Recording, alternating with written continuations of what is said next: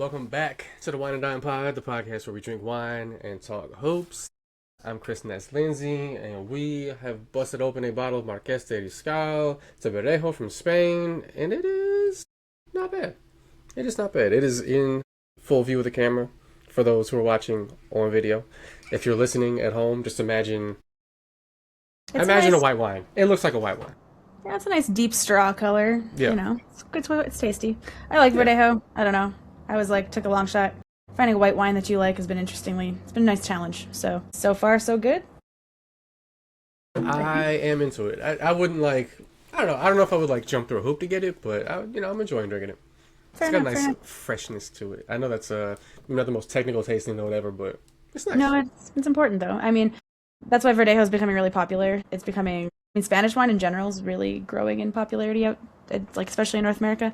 But verdejo is becoming a really big, important region in Spain. Speaking of the Spanish growing in popularity in North America. Yeah, pretty much. But yeah, verdejo. Spain is coming to the WNBA, man. They are coming. Yeah, so verdejo, much like Spanish basketball players, is entering the market. It's coming for Pinot Grigios. It's coming for Pinot Grigio. So the Spanish players are coming for their Italian and other counterparts in the league. So the Pinot Grigios of the W, as it were. It is kind of funny that we had like a peak for like Spanish players in the NBA, and it felt like that was going to be a continuing trend. Like the Spanish were here to like take over. They were the clear number 2 in the world in the way that the French are now, and it's kind of tailed off. But in the W, in women's ball, Spain is fucking here. There's a bunch in women's Division 1 college basketball. There's a bunch getting drafted in the WNBA, which also the French are coming in the WNBA too. The French are clearly, I think, ready to establish themselves as the second best basketball country in the world. I know Canada wants to take that title, but for right now, it's France. Yeah, I mean, reasonably, it's gonna be France, and I can't wait till fucking Eve Wembanyama's dominating the W, and her brother is dominating the. I don't know what's in the water. I don't know what's in the bread. They're making some tall motherfuckers in France right now. Yeah, well, and it's crazy because it's not just the bigs. Like, for once, there's also like a dearth of like solid French guards and like other players coming through, which hasn't always been the case on the men's side. For sure, on the women, I mean, it's now. I mean, you've got your power couple in Gabby Williams and Maureen Johannes, and then all the other excellent players like Wembanyama that are coming, and yeah, there's just so many French players in the league. So. And coming to the league, which is pretty cool and scary. The good news for us is that it's providing no shortage of wine to drink as far as inspiration goes, because they're all from different regions and there's wine in all the regions, all these places, so it's fucking awesome. We have so much opportunity, so thank you, Europe, for joining the league.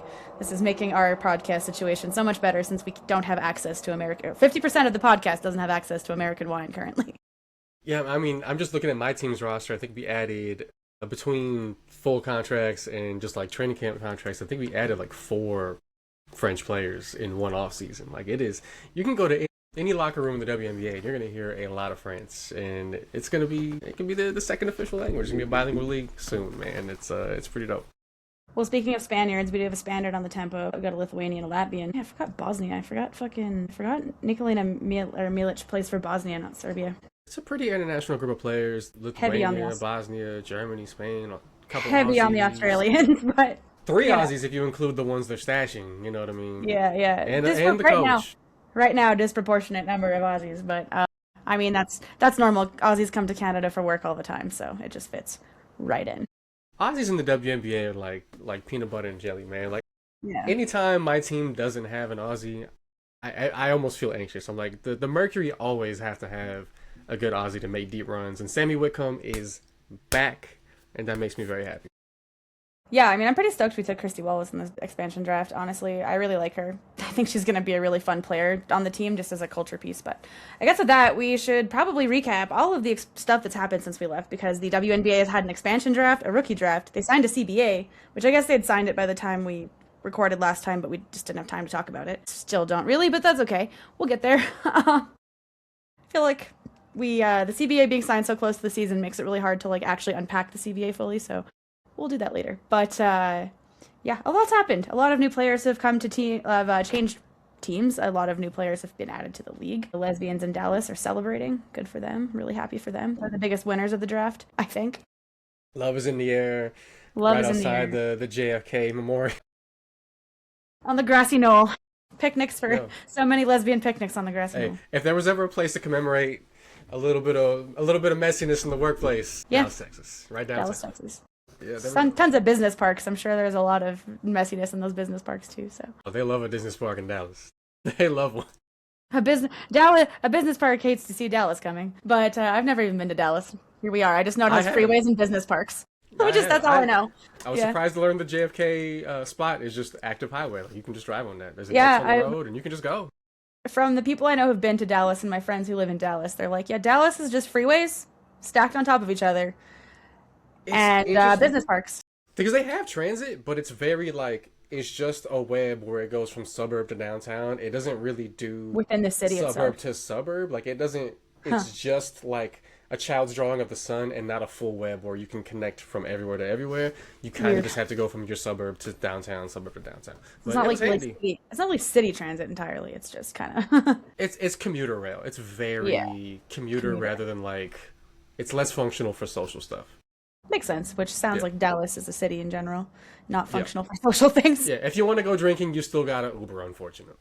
Yeah, that's fair. I guess we kind of buried the lead. So Azzy Fudd drafted number 1 overall. I don't think that was particularly surprising to me, just based on team needs. As soon as they signed Awak Courier back in free agency, I was like, well, Awa fam doesn't. I mean, why you can have 2 good players, but Awak and Awa are kind of like the same type of player. For me, I was like, oh, you have one of those at home, so you're good. Take Azzy. Have another ball handler.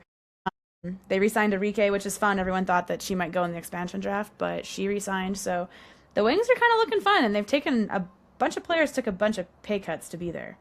They overpaid Jess Shepherd, but then everybody else took pay cuts. Alana Smith is out there. Speaking of Australians, they added Jess Shepherd quietly. Could really shine in a bigger role. Like she had the Jess Shepherd thing is interesting though, because I really like her as a player. I actually think she's going to be great, and she played with Enrique at Notre Dame, so it's honestly a great fit.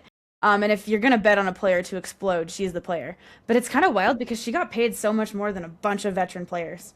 So it was just like a weird contract where it was like Dallas, I don't know if they had to overpay to get her, like what the deal was there, because Alana Smith took a lot less money. And I would have expected it to be flipped, where it's like Alana Smith gets a bigger payday. She's the reigning co-defensive player of the year. I think they're expecting her to hoop. I think they saw some flashes of what she did in Minnesota. They're expecting her to when Fee was out, yeah. And I don't think they're wrong, I think. And I mean, if anyone's going to know what she can do, it's Enrique. So they've got like an interesting team now. I'm kind of curious to see how Enrique fit. They have a lot of ball handling. I'm kind of curious to see how it all fits together. Yeah, maybe that's why they didn't feel like they needed to go with Olivia Miles. I kind of feel like she was the best player available at number 1. But, they're like... I don't know. Paige can do point guardy stuff. She kind of feels like a playmaking 2 more than like a traditional point. But, like, her handle is mad nice. The good news about Paige and Azzy is both of them are good off-ball shooters and will move off the ball and can play off the ball, so they do fit well with Enrique. They're both really like solid defenders, like they try hard at least comparatively. So like it's not a bad idea. I think it's fun to be able to stagger the 3 of them and make them pretty interchangeable. Like I think they've got lots at their disposal. And evidently Jess Shepherd has some playmaking juice as well, so. Absolutely. Yeah. And then Olivia Miles, like you said, best player available. She went number 2. I don't know if I fully agree. She was like best player available for number 1. I think Awa Fam probably was. But probably best player right now. Maybe not necessarily the one who will be the biggest star, but I think if you asked me today who was the best player, I would say probably Olivia Miles. Fair enough. Either way, if we were doing superlatives for this draft, it would be best built a contender elsewhere, and that would be the Chicago Sky. And they traded the number 2 pick to Minnesota. So I'm feeling so happy about the fact that fucking Olivia Miles is in Minnesota and the Lynx just continue. It seems like things were like call an ambulance but not for me meme. That's the Minnesota Lynx right now, because it's like they lost all these players in free agency, but then all of a sudden it's looking just freaking fine because Courtney Williams re-signed. They got Tasha Howard. They brought in Olivia Miles. Like they're doing just fine. They'll be okay. Went and got themselves a 10-year starter at point guard. They got themselves a stud bud replacement, like junior stud bud. Yeah, you gotta love it.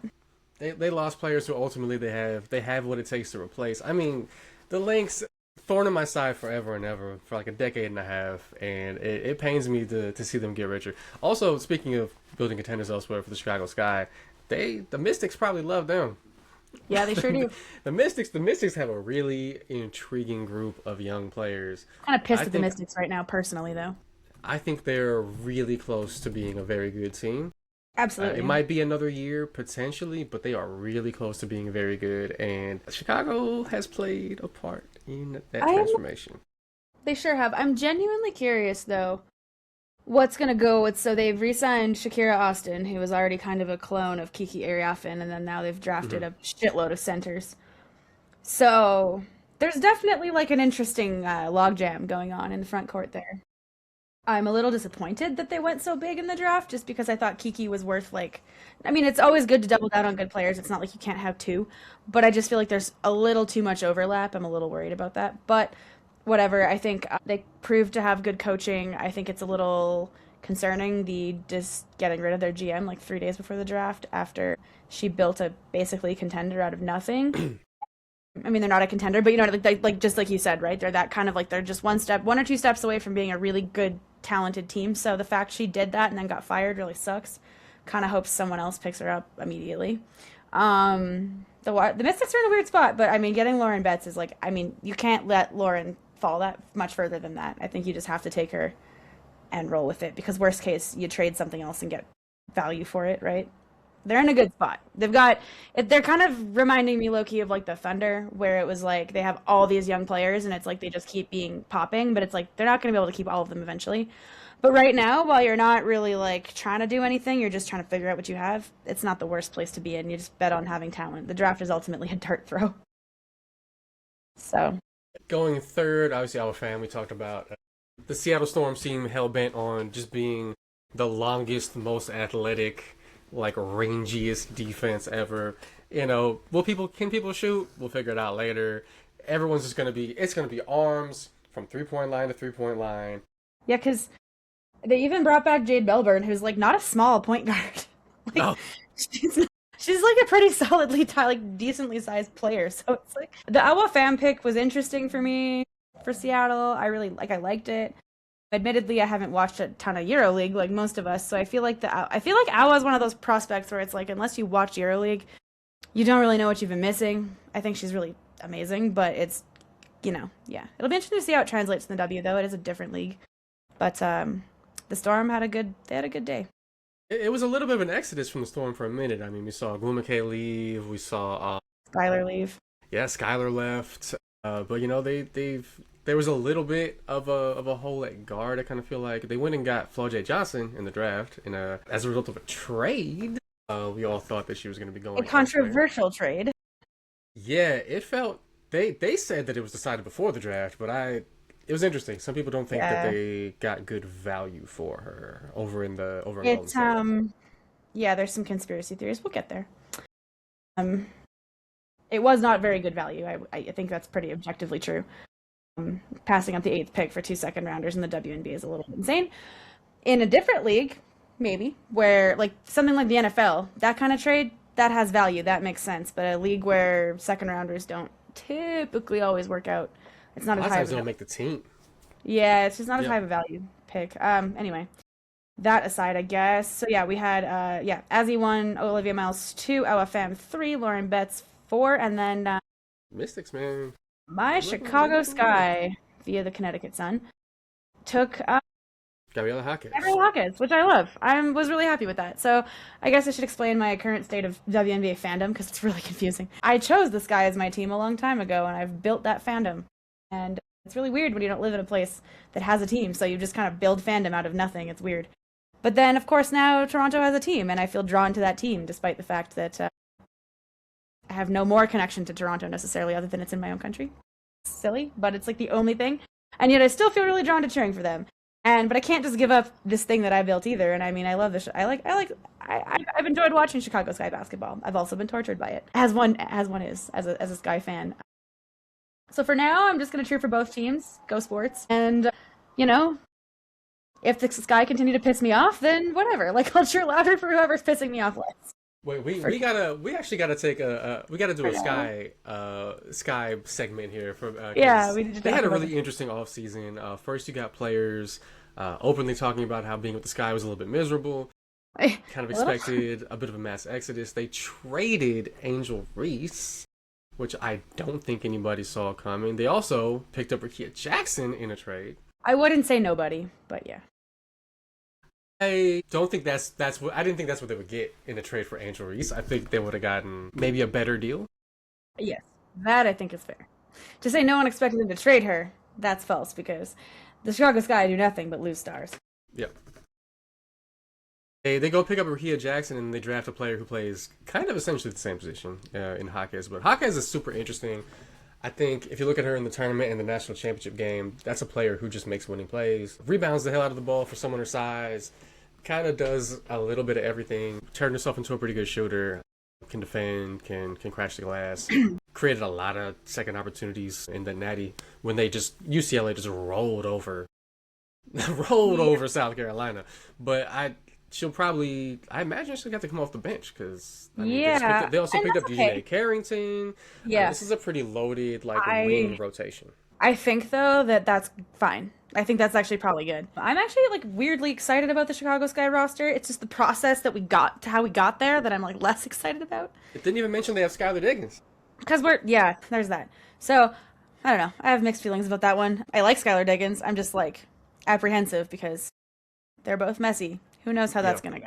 yeah, The memes have been happening. I think it's been maybe a little overboard. I'm like, oh, okay, like let's calm down. But we'll see. I'm very excited about the Hawkes pick though because I think her coming off the bench is fine. I think that her having players like Dijonay and Sky, I mean, they have a very similar personality type. It's really cool. Like Gabriella's a dog, and she's gonna benefit from playing oh for sure. behind two other players who are very much like in the same mold. And yeah, I mean, a lot of them are free agents, so it's kind of this feels like the team like 2 years ago when we got like Courtney Williams, Alana Smith, like all those players, and it just kind of felt like the year after like all the championship players left. It kind of feels like that right now, where it's a free agent team. This is definitely a collection of like mercenaries, and they're all very talented. Excuse me. But it's going to be interesting to see how it fits. Where Sloot fits into that when she comes back. If she comes back, she's like 37. She will come back, but who knows what she looks like. I mean, I think she's the kind of point guard that can make all that work. But there's a lot of personality in that room, so that's going to be interesting. Especially because it kind of is her franchise, and there was definitely a little bit of stuff floating around last year about her kind of being low-key part of the problem with Jeff. I don't know how much I buy it, but that was some of the reporting. The Angel Reese thing is not terribly surprising as far as just the relationship of Angel Reese and the franchise. That was not in a good place, but I think they could have done better. But unfortunately, she is a distressed asset as a result of the Sky just being weird about it. So, your leverage tanks when that happens. Yeah, they can't just be normal, can they? They sure can't. No. But how do you feel Not about the having offseason normal. overall? Like, are the Skies still in basketball hell, or are they going to be something reasonably competitive this year? I think they'll be competitive. I think you just look at the roster and there's just too much talent for it to not be. But it's one of those like, is this a paper tiger situation? Because who knows how it's going to actually functionally work on the court, right? I mean, it's one thing to look on paper and see all these players, and it's like, oh well, like that's like Dijonay, I know her. Skylar. It's a very I know her team, Yeah, right. Absolutely. This is like your fantasy W draft where you have a person in the league who like kind of vaguely pays attention to the league, doesn't pay that much attention, but like knows like generally kind of who Didn't she people win are. a championship? Kind of thing. Yeah, Like, right. Like, oh, wasn't she on a good team? She got drafted pretty high, right? Yeah, that's yeah. exactly this kind of team. And I like remember those her are from fun from sometimes. college. These teams have the potential to be either like so much fun, the best time, or it just doesn't work because nobody knows how to work together and everyone has kind of differing agendas. Like at some point, like I'm surprised on some level. I keep being surprised on some level that the Sky do as well as they do in free agency because you have players like Rebecca Allen out here being like, yeah, I kind of hated my life. And you have like franchise legends like Candace Parker who are like, yeah, I didn't have a fucking like name on my locker. And it's like I'm sharing a locker with like a rec center. And like obviously there's a practice facility coming. They're absolutely lying about how soon it's going to open, but whatever. It's what it is. People are investigating, don't worry. There's boots on the ground paying attention to this situation. But I just feel like this could either be really fun or it's gonna be weird, and I guess we'll find out. But at Yeah, least I just feel like at least Gabrielle is like a pretty foundational player to take in the draft. she could fit on any team. Any team. I feel like she's the right kind of player to like take it that high pick. She probably benefited not the most, but her draft stock definitely benefited from uh, the tournament this year. I think just because people don't watch a lot of UCLA basketball, even though they're obviously very good and have a very cool program, but I just don't think I don't think as many casual fans knew who she was. And I think she benefited, and I'm super happy with that. I'm happy with that pick. I think no matter what happens with all these free agents, she's the kind of player that I'm happy to have on the roster as a foundational piece. Yeah, I don't know how these players are going to fit together, or if anybody's going to be tradable for future assets. But the Sky don't really seem to be a trade for assets kind of team because we No, saw them they give up assets to the protect players the in the expansion Chicago draft that nobody really even probably wanted. Jeff. I want to run this take by Chicago, Chris. We got to get him back on the pod. We need to do more Sky investigating. But anyway, I need to ask him this, but I'm very curious about does Jeff have a connection to Les Snead with the Los Angeles Rams? Like, because he just has the similar like fuck them picks kind of vibe, and I just like, did they come from the same like sports like school? Like what? Didn't Like, trade the Hawkins pick at least. thank At God. least, yeah, Last year that's though, something. we could have had Sanaya Citron, who like I love Gabriela Hawkins, but I'd kind of like to have Sanaya Citron too, like Shit. because And we they had probably could have had both. We probably weren't going to win with Sanaya Citron. I mean, we would have won more games than we did, but like still, we probably still would have ended up with like a pretty solid pick. We could have still possibly had we could have had both. And yet here we are. And Angel. But Jeff had to fuck that up too. they probably felt out. They were like, man, we have to take somebody from that UCLA team. Like they were just like Well, because we have five to of look them. smart. Five went in the first Gotta round. look. They set a new WNBA record for the Yeah. number of players drafted. 3 consecutive picks, 4, 5, and 6, all And UCLA. what's crazy, yeah, Jeff basically was like, I'm going to get like yelled at if I don't pick someone from the national champion. I'm going to look smart and pick someone from a national champion. Yep. Yeah, that's what happened. Somebody asked me, like, after the Natty, because they saw, obviously they were familiar with South Carolina, you know what I mean, familiar with the coach, familiar with some of the players, because the program's been what it's been for a while. And it's like, damn, I didn't think UCLA was going to whoop them like that. Are they like, is UCLA really like that? And I was like, I saw a mock draft that had 5 of their players going in the first round. And he was like, damn. And I said, and you know what's crazy? The first round is 15 picks. A third of the first round picks coming from one school. That is It's pretty crazy. fucking crazy. I will just say though, it is like I do feel really happy for Corey Close. Like I just like she seems like the kind of coach that's like hard to root against. Like she seems like a good person. All of her colleagues seem to all of her peers seem to appreciate her. Like I love that Dawn and her like kind of made a point of being like making their meeting very like clear and obvious that like, hey, we're shooting the shit. Everything's cordial and sportsmanlike over here. That was pretty funny.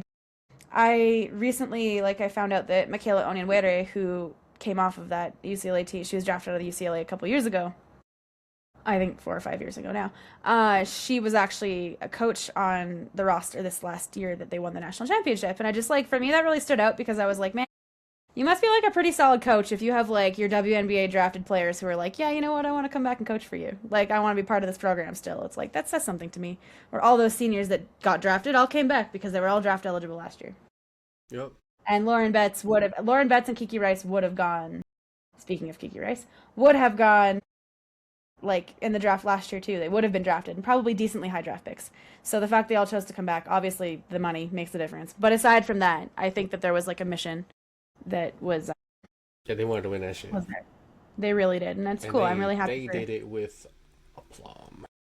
They rose to the moment, that's for sure. And like Gabriela Hawkins absolutely exactly, belt to ass from the moment they came out. She was like, Raven and Tanaya, I'm gonna make your life fucking miserable. Oh, Marina Okot, we're making you shoot from 3. It's not your thing, but we're gonna make it happen because we're just that good. But speaking of Kiki Rice, man, my team's drafted back to back. That was weird.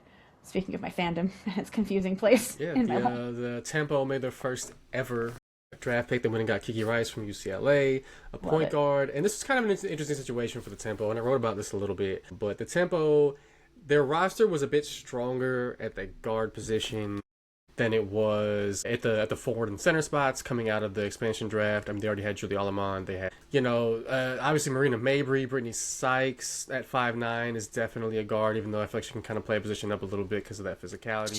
She guards up. Yeah. And you got like players like Lexi Beld and Kitia Laksa kind of, on training camp contracts who might make the team and provide some minutes. But at the end of the day, you don't want to reach 5-6 picks down and get like a worse player just to fill the need. So they went and got Kiki Rice, who could be the successor to Alamond. I would imagine Alamond will start this year, but somebody who could be your long-term point guard and who does everything well, can shoot, can dribble, good playmaker, probably not the best in the draft at any of those individual things, but doesn't have any real offensive side weaknesses, is an efficient player. I think Kiki Rice is going to be a really good pick for them. And she could be the starting point guard for a long time. I agree. I think the floor, even though the floor is high, I think the ceiling is still really high with her. Yeah. And especially getting to play I think she's a great like stylistic and just like cultural fit with a coach like Sandy Brondello. I think that Brondello is going to like I had her written all over it. You know, obviously she's the most important like person in the franchise as far as like front office and coaching goes, but I think her and the GM are obviously in lockstep about what they wanted, and Brondello has I think a lot of power here, and it just felt like a Brondello player. I had the same thought too, where I was like, at first I was like, I love Kiki. I'm kind of like, okay, guard though. We have so many of them. But I do love Kiki. I think she's the right kind of guard to bring in. I mean, the only other player that I think would have been worth taking there, who went at 11 was Cody McMahon. I think Cody McMahon fell further than she probably should have, personally.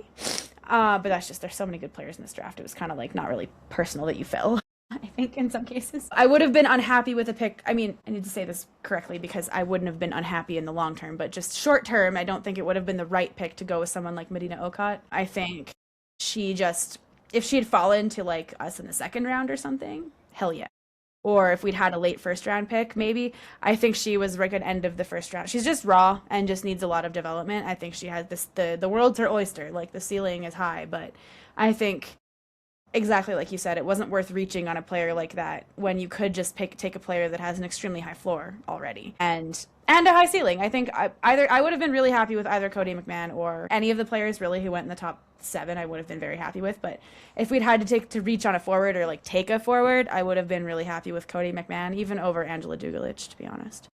Yeah, one of the interesting things about players who play on like a loaded college team is like obviously they benefit from having really good teammates to open up things for them in the pass to and all that. But at the pros, she'll be used to playing with high level players, and you never know like long term, you know, if Mabry's not there 3-4 years from now, if Rice has more responsibility, there may be another level to her game that we're not aware of. I also find it really cool that she was a 4-year UCLA player. Like she wasn't like a portal mercenary they added. Like she can stick it out and be part of a program and which I thought was dope. I think there's just something about that UCLA program too that I think like you're gonna get good players. Like there's something exactly like we just said. Like I think Corey Close clearly created she does like it was constantly the thing is it's like she did it her way. And I respect that. Like seems like she's built that program. I mean she's had remarkable job security in college basketball. Like 15 years is a long time if you haven't won a natty, right? Like that's like, and I'm not saying that's like a slander. It's just like that's a really cool thing that she got given that chance and finally got over the hump and had this group of players who clearly like cared so much about each other and like everything. And so it's really cool to get that. And I think maturity is really important. I mean, all of these players are probably pretty pro ready maturity wise. I think there's only one player in the draft I would have been a little nervous about. Yeah. Character wise. And not even really her, it's her family. Yeah. I think the cool thing with Rice is that, like, so obviously, as we talked about in the last episode, the tempo want to capitalize on the momentum of being the first Canadian WNBA team. They want to capitalize on that popularity and put a team out there that can be competitive right away. Obviously, not going to at least be entertaining, contenders, but be can they don't need to win everything, but you need to win. They want to win most of their home games, give the fans something to latch on to, build the fan base, etc., etc. Having a point guard, at a position where you're at the reins, who just went in the pressure cooker of the NCAA tournament and walked to a title in an incredibly intense, game against a tough South Carolina team. That says something that like she can contribute right away, and that Brondello can have confidence in her to handle the pressure playing against pros right away. Because absolutely, she went against some very good fucking defenders on that South Carolina team. Well, I mean, like Raven Johnson is an incredible defender, so the fact she she played well. Like the thing about she was not the loudest player on the court almost any time, but she made like a really big three. I remember in that game. I remember she launched I just remember it was like I remember it very clearly because it was just like a really important like bucket. It was like that backbreaker, that kind of dagger, and it was like basically in the second quarter. But I just remember it, like her launching that, and I'm like, oh, that shit's going in and it's over. Like this game is done. She's also been through a lot. There's a maturity with her that's really interesting, and I'm not saying that I wish this on anybody, but she was a player who has openly been like interviewed about being stalked on social media, much like Caitlin Clark and Paige Beckers have, but a lesser talked about one was Kiki Rice. She was like, they actually caught the guy on campus like going to games and shit. And it's pretty crazy, and like I'm really happy for her that she's been able to overcome all of that. Ultimately, I'm glad that nothing happened, that, they were able to like deal with that before it became more of a problem. But I'm just like, She just seems like a really cool person, and I'm really happy for her, and I'm like super stoked that she gets to come to Toronto. And I guess there's also a Canadian connection as well, which is Yeah, cool. she has like Her an mom uncle who's Canadian apparently, so yeah. Random. I don't think that had anything to do with it. Obviously, it never Yeah. does. People always, and this is like, as a Raptors fan, this always pisses me off when people are like fucking Warriors fans and like Timberwolves fans used to do this all the time with Andrew Wiggins, where it's like, oh, like we'll get a first round pick, you get Andrew Wiggins, who loses? He's Canadian, and it's like, yeah, that doesn't make basketball sense, and like the Canadian part doesn't matter like at all. To be honest, it kind of doesn't. Like it's important, it's fun when those players are good. But Raptors fans are going to be so much more pissed if that player is bad. Like, we're not going to trade an Speaking of Canadian players being... the team is very heavily promoting that she's Canadian. Kia Nurse is a Toronto Tempo, which people have kind of been theorizing about since before the team even, like... Before the CBA was even, like... Last free agency, we knew, because she signed for 1 year in Chicago. And everybody signed for 1 year. But we knew with her, it wasn't just money. It was definitely to come play for the Tempo. And honestly, like, she's not going to actually probably play a huge role, I'll be honest. I don't think. But that's okay. I think she'll be a great leader. She'll be, like, the perfect kind of figurehead to some extent for the team. She can take a lot of the media pressure away, which I think will be helpful, especially for, like, a young player like Kiki. Not having to, like... Because the thing is that obviously, like, New York has really, like, intense media. So does Toronto. And Toronto's going to be more intense because you have all of Canadian media that's invested. And like really curious about what the amount of like pressure from the media and the level of patience is going to be like from the media with the Toronto Tempo, because I think I've seen some obviously with the Leafs it's insane. With the Raptors it's different. I want to say medium high. It's not crazy, but medium high. It's not like say... Knicks media or Lakers media, but it's also not like, you know, it's not Bucks media, you know what I mean? It's not Utah Jazz media. There's just a lot of it, I guess. Right. And your platform's big because Toronto's just like the Toronto media have a big platform at the end, like, right? Like, you know, if Bruce Arthur shows up, like that's a huge, and I don't think he will specifically, but just the first person I thought of, no shade one way or another. But like when the Toronto Star is there, that's a big deal. When, you know, like TSN has people, they're going to have a full-time coverage team. Like hopefully Kate Baroness is there. But anyway, I digress. The Toronto TSN media always put people at Scepters games when I went during their first season. So the Toronto team or the Toronto media though, like with basketball, the reason it's so different obviously than hockey is like one, the Leafs are the Leafs. They're historically so important, even though they haven't done anything forever. Man, that's since 1969. Vietnam. Like, oh no, during Vietnam. Okay. In Vietnam, yeah. So while America was losing, so was the Leafs, and they were winning, and then never to win again. Are you saying that the rise of communism ended the Toronto Maple Leafs? Maybe.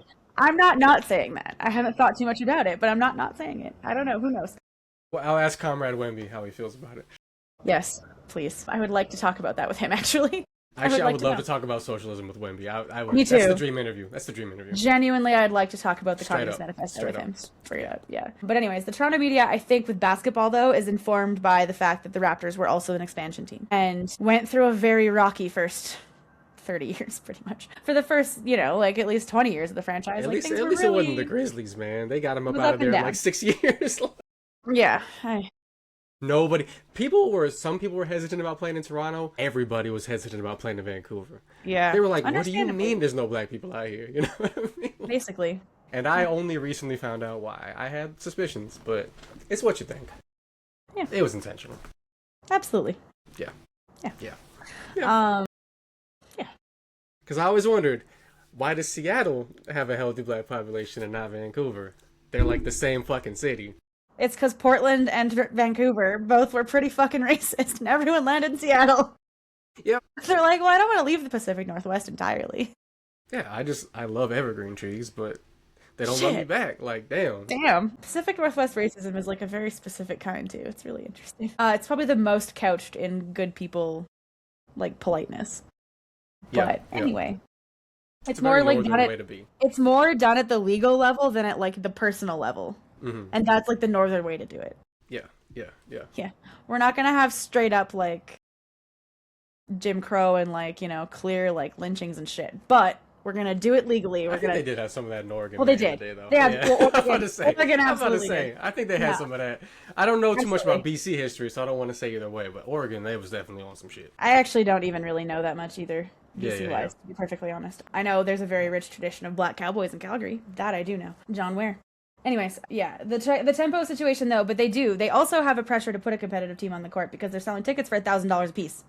Like single game tickets are going for Fuck Ticketmaster. yeah, fuck Ticketmaster. Also, Fix fuck it, Live Larry. Nation. They're not super. Well, they're owned by Ticketmaster, so duh. Yeah, they've merged now. It's trash. Ticketmaster actually owns the John Oliver did a really good episode on it like 4 or 5 years ago. But yeah, Ticketmaster owns the entire process. So all those fees that you're paying to other companies are just going to Ticketmaster because they own those companies. It's fucked. Pearl Jam had it right in the 90s. If the Tempo don't give me media accreditation, I might not be at any games this year, depending on. Well, I'm pissed because I saved a freaking like flight voucher gift card for the last 2 years to fly out there for a game, and now I don't think it's gonna happen. Might be going to the United States to see the Tempo play, which really kills me. Yeah, I have friends in Toronto. I might need to wait for the Detroit team. Yeah, I was like, I have people to visit in Toronto, like literally the podcast included, and I can't even. I'm not even sure it's worth it. Could have did a live episode from, I don't know, a bar in Toronto. We could have found the coolest sandwich shop in Toronto. There's so many good ones. Oh, man. Anyways, back to the draft though.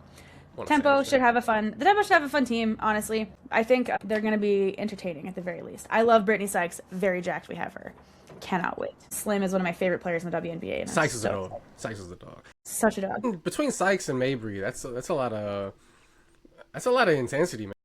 Some bark. Yeah. Yeah. And a little bite. Sykes can bite back for sure. So can Mabry. I mean, she talks hella trash, but I mean, it's going to be an interesting roster. I'm actually Mabry seems like the type who players would very much not enjoy being trash talked by her. I get the sense that I'm not saying there's anything wrong with Mabry. I'm just saying like I think just because of yeah.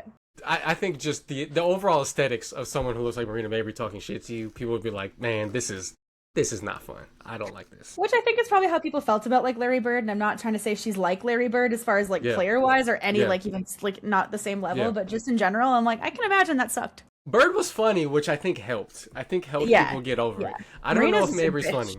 Marina's kind of an asshole. Not gonna lie. It's kind of an asshole. Some of the Bird stories crack me the fuck up. I don't know if Mabry's funny like that. Her cooking shit is fun. Her stuff, like her ability to take a joke like off the court is like funny.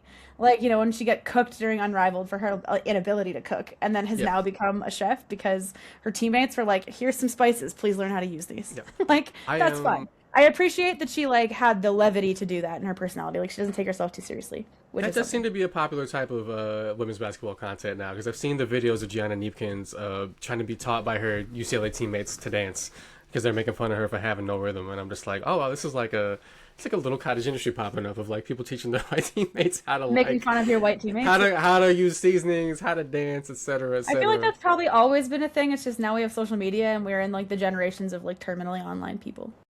Yeah, I guess she's from Minnesota, but not like Neepkins. From Minnesota, but not like Minneapolis. She's from like elsewhere. Lake country. Yeah. One of them lakes. One of the 10,000. Most of the state, I guess, but. I'm kind of excited for. So obviously the Tempo. Going back to the draft, they drafted a couple of Aussies who are the stashing away, but some of the training camp invites were kind of interesting. Yeah. They have Kitty Alexa and Lexi Held, who I both kind of miss from their Mercury days. I think one of them's going to make the roster. I think Lexi will. Whoever shoots better in training camp. I think Lexa has a reputation as being a better shooter, but I think Lexi, she's shown a little bit of ball handling juice. A pretty good defender on ball screens, and I think she's got. She's got something. She was cooking before her collapsed lung, which was just a freak injury. Like that fucking sucks. Well, I mean, it's hard to come back from that. I think Laxa has a better historical, like you said, reputation, but some of that is because she played overseas first, professionally before she was even drafted. I think that's probably where that comes from. Because she was a draft and stash by the Storm, I think, back in the day. I remember when they drafted her weirdly. It's strange, but I think she has a chance. One of them has a chance to make it. I'm good with either. I liked what I saw in Phoenix last year. I think they fit the roster both. Well, they're both players that can kind of fit in everywhere. A player I'm low-key pretty happy that we had picked up I'm excited to see play more is Kliandakova, center. Because I remembered watching her before she was married, so she was Maria Vadyeva, when she played for the Sparks. She was there kind of at the end of Candace's time, like around like 2018, 2019, like the end of that, and then she went back to Russia and kind of stayed overseas till basically last year. And she showed a ton of flashes in those Sparks days, and I was kind of like intrigued by her. And she played on that Monstars, Ekaterinburg team with like Griner and all them too. And a lot of those players talked her up, but she obviously never like left Europe again until recently. But then like Cheryl Reeve trusted her in the playoffs last year, which was surprising because she didn't even start playing for the Lynx until halfway through the season. And the fact that she, not just because she's big, she actually had legit trust, and she can do some stuff. So I'm kind of curious to see. And she's played on really great teams in Russia, and of all the EuroLeague competition, some of those teams are, they have a bunch of WNBA MVPs. So they're really good teams. The competition is very good. So I have a feeling she'll be able to do something. I think she's going to be an interesting player, and I feel like they obviously have enough confidence in her to not go out and get another center, other than like Temi or like another, like, someone who's clearly like a replacement to her. Yeah, I'm kind of curious about one of the big things within the expansion team. You have to deal with the expansion draft and getting players that unprotected by their former teams. Is you kind of have to project, can this like 15-minute, 20-minute per game role player, will they just be the same in a bigger role, or can they expand their game beyond a bigger role? And one of the things about this team is like there's not a ton of bigs.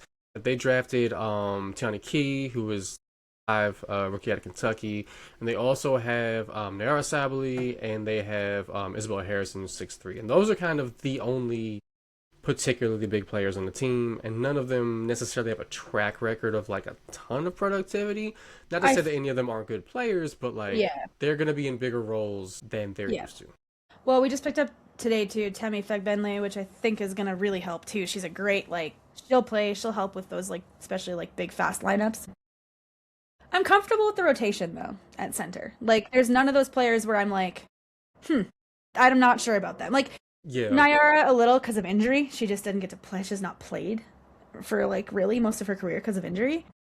But I feel confident enough in Flundakova, Fegbenle, and Isabel Harrison because Izzy's, a very solid player. So I think the three of them are going to be a really solid committee. The good news is all of them have a bit of, shooting ability too, so you could potentially pair a few of them together. You could have a double big lineup if you needed to.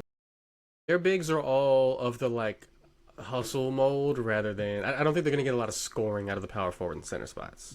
I think Flundakova really pops. Yeah, I think she has the ability to. She's the one who has the best chance. More than she showed in Minnesota, just because of opportunity and role. But I mean, fucking loaded. She did some stuff. She showed some flashes, and I think you can look in her. She has more film, though, at least, because you have her EuroLeague film. Yeah. And, again, at one point, she played on a team behind Brittany Griner, Jonquel Jones, and, someone else. So, she's been around greatness, too. She can shoot 36 is really nice looking, but it's really hard to project when you're on, 12 minutes a game. The good news, I think, actually, your point is, interesting, and I feel like it's also why European players and, EuroLeague, those kinds of vets tend to be the ones who get picked in expansion drafts, is because they have minimal roles in the WNBA, but they play larger roles on their national teams or on other teams. Milic is a good example, too. She's played a big role for Cheryl Reeve in the past, too. So I remember watching her in Minnesota, and that's kind of how I knew her. And she was quite solid in Minnesota the year before last, or 2 or 3 years ago. And so, same thing. She plays a huge role on her national team. You can expand out. You can extrapolate out a little bit more about what kind of production they might give you. Yeah, and then after that, we had another Spanish player go to the Fire.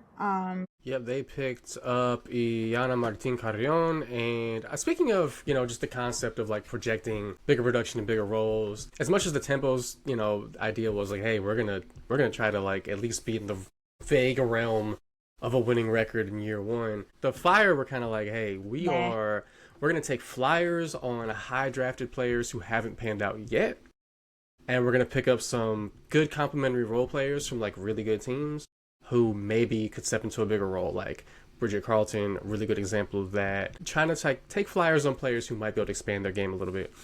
So yeah, it's kind of been their approach to expansion. Mm-hmm. Even Nika Mule, they're such a good college player. They're hoping that post multiple surgery she can kind of come back and fill that role. And I don't think they're even kind of halfway dreaming of playoffs this year. They're just no, yeah, and that's okay. It's interesting because I think you and we talked about this. We could almost see that by the coaching hires. You could almost tell. Not that Portland, just by nature of hiring a college coach necessarily necessarily like dictates that you're going to try and go for development, but there's certainly like less of an obvious mandate at that point. You can go either way, right? Because like Atlanta, they hired a college coach and they're clearly trying to contend and it worked. So it doesn't mean that you're going to do that, but you could tell it's different when you hire a coach like Sandy Brondello. That obviously sends like it throws down a gauntlet of like, okay, well, she ain't there to tank. She's going to be trying fine to get a top draft pick next year. She's gonna be fine with developing players and maybe not even making the playoffs the first year, but that ain't gonna last like long. You know, like they're gonna want to be at least 6 games. No, they're gonna be at least competitive in like middle of the pack. They may not make the playoffs, or they may make the end of the playoffs, and that's fine. That's like the worst they're going for, pretty much, and that's okay. I'm cool with that. I think Portland took a different approach, and that's also cool. I think they have a really interesting roster. They personally decided to beef with Canada, which I don't really appreciate. They took 2 Canadian players. Gotta do it. I mean, actually, no. What they're trying to do is they're the closest Seattle is. They're the second closest WNBA team to like a large chunk of Canada. So they're just trying to benefit. The second Canadian? I know they have Carlton. Sarah Williams. They drafted her. So on the team website, it has country and just blank. Yeah, Sarah Williams is from like the hinterlands in some unknown part of the world, I guess. But they have an interesting team. There's definitely an international flavor to it. A couple Germans, a couple Australians, Spaniard, you know what I mean? A couple Canadians. But yeah, they've definitely bet big on like Carla Late, like breaking out. They've bet big on like, I think 2 of the more interesting ones, Chloe Bibby and why am I losing my train of thought? Haley Jones, who was really high drafted, and they got to be thinking, you were number 6 pick just a few years ago. Can we give her a big role, starting minutes, which is like the royal jelly for young players, right? Give her that, and can she break out and maybe not even necessarily be like, truly like explode and like ascend in like year 1, but like establish herself as a solid starter. So then like the next season they can actually really push for free agents and like use that high draft pick in what's supposed to be a loaded draft next year and pick up somebody really interesting. Yeah. I was just reading about Sarah Williams. She was technically born in Brooklyn, New York, but she moved to Toronto and then played high school basketball in Toronto. So I think she plays for Team Canada, but technically she's... I would imagine. Yeah. I mean, why not? You have a better opportunity to make the team. But yeah, Portland... Team USA is... In men's ball, it's... The catching up has happened a little faster. In women's, they just had like the Global Hoop Jam or whatever, and the U.S. smacked the entire world team. It was just, it is what it is. I think teams like that are weirdly unfair sometimes too, because it's just like, I mean, same goes for USA, but at least those players kind of know each other. Like, there's a little ostensibly more than an all-star team would, but still. The fact that talent for talent, they're probably still at an advantage is also kind of crazy. Yeah, 100%. Yeah, tons of American players play. I mean, 8 years from now, that might not be the case anymore. Like, right bro, now, Becky Hammond had to go play for Team Russia because she couldn't make Team USA. Becky Hammond. So like, there are some interesting international allegiances in women's basketball. Megan Gustafson doesn't play for the U.S. She doesn't play for Sweden or whatever. She plays for Spain. Yeah, we were talking about this offline before the show. The weirder one for me, actually, is Jonquel Jones playing for Bosnia. Still strange to me. She probably speaks fluent Bosnian. I don't know. It's weird. Good for her. Like, no shit. Just weird. That just threw me for a loop one time. I was like... Yeah, there's a dude who went to K-State who wound up playing for the Georgian national team. He played 1 year in Georgia, if I recall correctly. Yeah, I believe that's what happened with JJ. She played like 1 year in Bosnia, and they're like, hey, you want to be a citizen and play for us? She's like... Sure. Which, I mean, hey, whatever. Need like a grandparent or nothing. Just like, the government's like, here you go. You like Khachapuri? He's like, sure.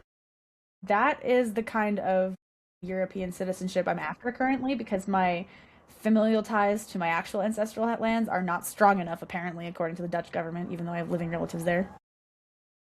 So I'm trying to get an EU passport, so I need to find one of these countries that's like, yeah, sure. Just give us money, that's fine.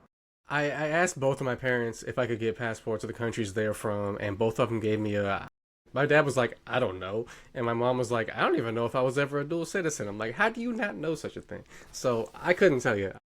Greece and... England. Yeah. Neither is thriving, but no. They're certainly elsewhere.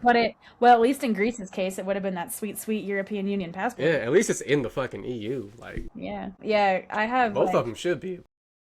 I have living relatives in the Netherlands. My family that was in the Dutch Resistance, but apparently that doesn't fucking matter. I'm a little grumpy about it. I mean, I don't need an European Union passport, but I would like one because I sell wine for a living, and I'd really like to live in Europe one day. But oh Nice. well. You have to A gotta get girl used to can dream. that Alberta wine, man. Yeah, that Saskatoon berry wine. It is tasty. Won't lie. Anyways, last year's expansion team though, this was their second draft, and they had a weird one. The Valkyries. They drafted Floje, which was fun. Interview. Her brother stole the show. Kim Mulkey was there. That was cool. Floje was probably like one of the more controversial players in the draft in terms of just like all the noise around her, like what comes with Floje, not in terms of what she is as a player. Although, to be honest, player evaluation wise, I am a little like, I think of all the players who might not really work out, she's one of them. I'm not really sure. She just gives, I don't know, maybe it's just an energy, but there's something about her game that I was like, if the tempo had taken her, I don't know that I would have been fine with it, but I don't know if I would have been like stoked about it, if that makes sense. Like, I think she's a talented player, but I think I don't know. I just think, meh. The Storm, that was an interesting one. I think about Flauja getting traded from Golden State to And then, yeah, Seattle to means that, Seattle. like, instead of, it's sad for me because, like, instead of maybe doing a song with E40, now I gotta hear her do a song with fucking Macklemore. And that's gonna, I'd really rather not listen to that. But the Yeah. I Storm don't know is if I would. super interesting. The Storm is super interesting. They are tall as shit. Like, we obviously talked about Alpha Fam is really, really tall. Is he still there? Ezzy is 6'4". Steph Dolson is 6'5". KD Samuelson 6'3". Mackenzie Holmes 6'3". Malonga 6'6". Like, everyone is tall as shit on that team. Like, they are big as hell. How are they gonna play everybody is what I'd like to know, because I think it was like already kind of clear last year that like Malonga probably should have played sooner than she did. Even that, them taking Malonga was kind of a weird pick in a sense where it was like, is she gonna play? And then she finally started playing and was clearly very good.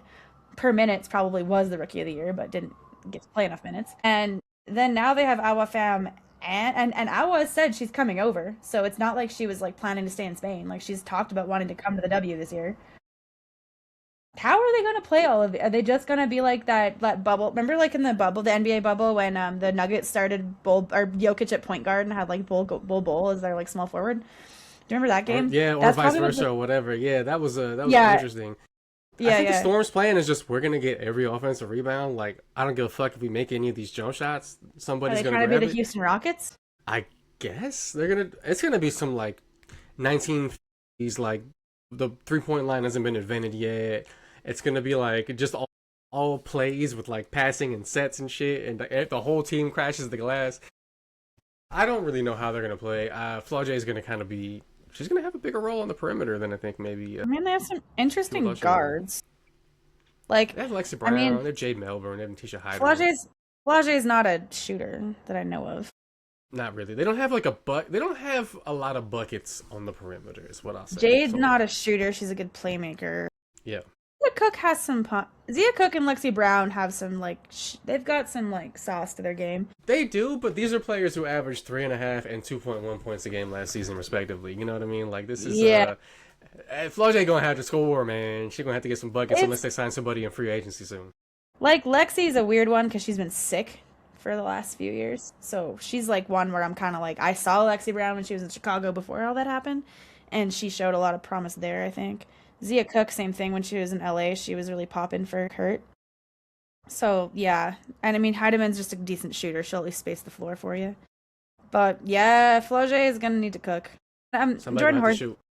Horston's shown some ability to dribble out, go off the ball, but honestly, Katie Lou Samuelson's gonna have a horrifying number of 3-point attempts this year because she's gonna be like the only real shooter on the team. Either somebody's gonna develop that shot, or it's gonna be, man. Hey, all 5 of y'all hit the glass. All of y'all. Yeah, pretty much. Go crash. Fuck defending the fast break. Go crash. Yeah. What did you think of the actual trade though that led Flauja to Golden State? What's your what's your thought on it? I don't think I was losing my mind over it like some people were. I think maybe they could have got better value than those second rounders, but I mean, Marcus Suarez is an interesting player, and again, more tall people for Seattle. Just, or no, for this one, went to Golden State. But still. Yeah, they gave up the chance to get another tall person. They Very give up a nearly tall got another person. 6'3" plus person.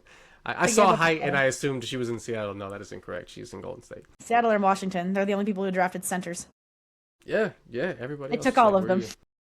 It If was you're a a good center in, guard draft. are you a center in this draft? Yes, I'm gonna take you. Yeah, I agree. I think the value was not good. I saw a conspiracy theory that was like Joe Lacob saw who they drafted and was like, no. That was an interesting one.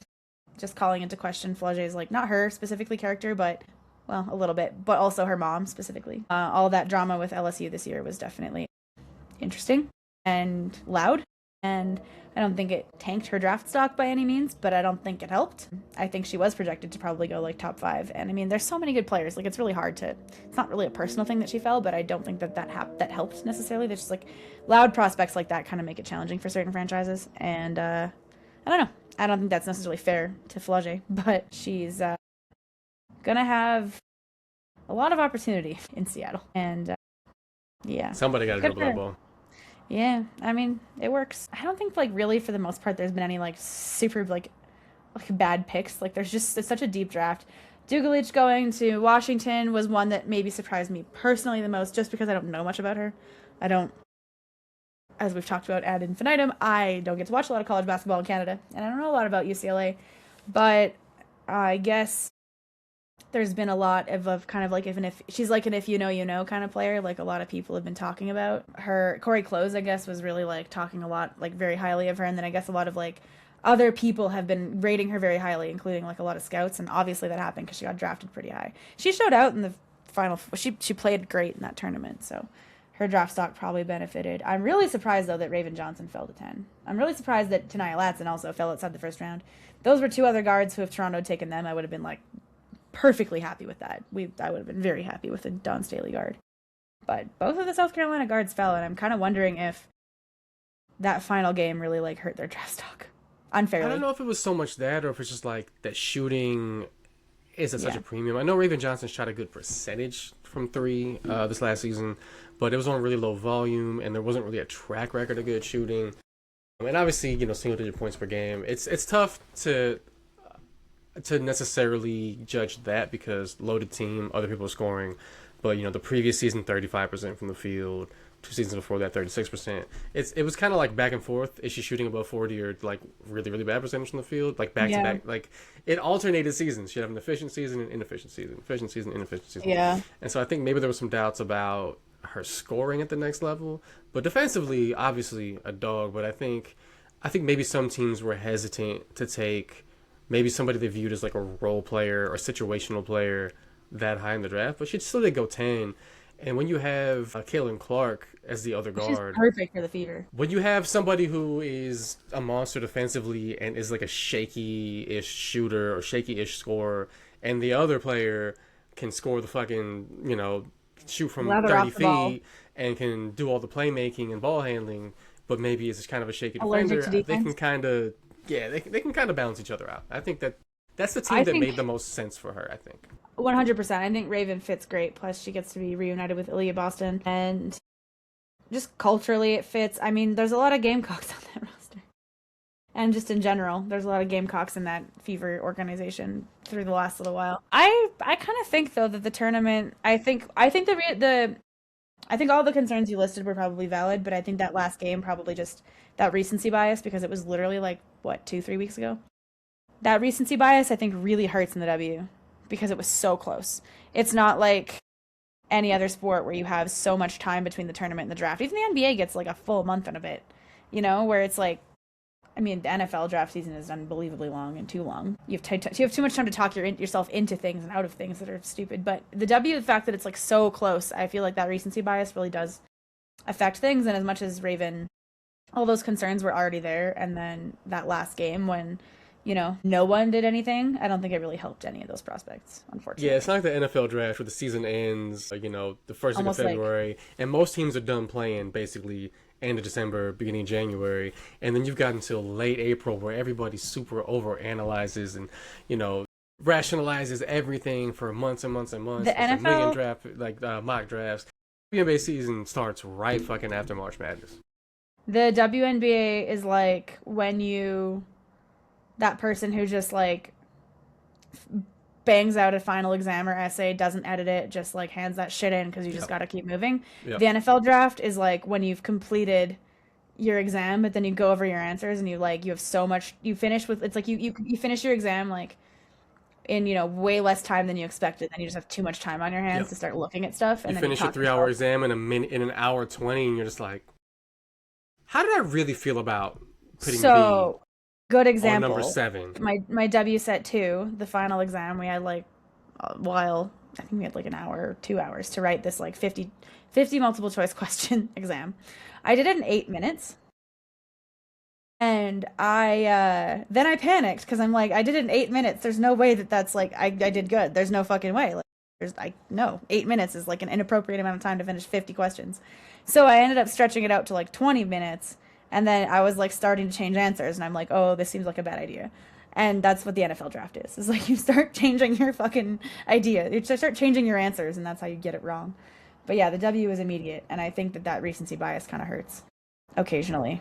And I think that once again, though, these will be players that turn out to be, even if they maybe don't stick on that roster immediately, like I think Raven will stick in Indiana. But just in general, her and Tanaya are 2 players who I think will be classic Gamecocks, where they maybe don't stick on that first roster or even the second, but they're going to continue getting chances because everybody's going to bet on the character and that floor. Their ceiling may not be there necessarily. Who knows what the ceiling is, but that floor is always going to be there. So, and it's a Don Staley player. No one's going to bet against it, especially a point guard. Cody McMahon going to the Mystics, again, kind of overlapping with all the other forwards they have, but I like it.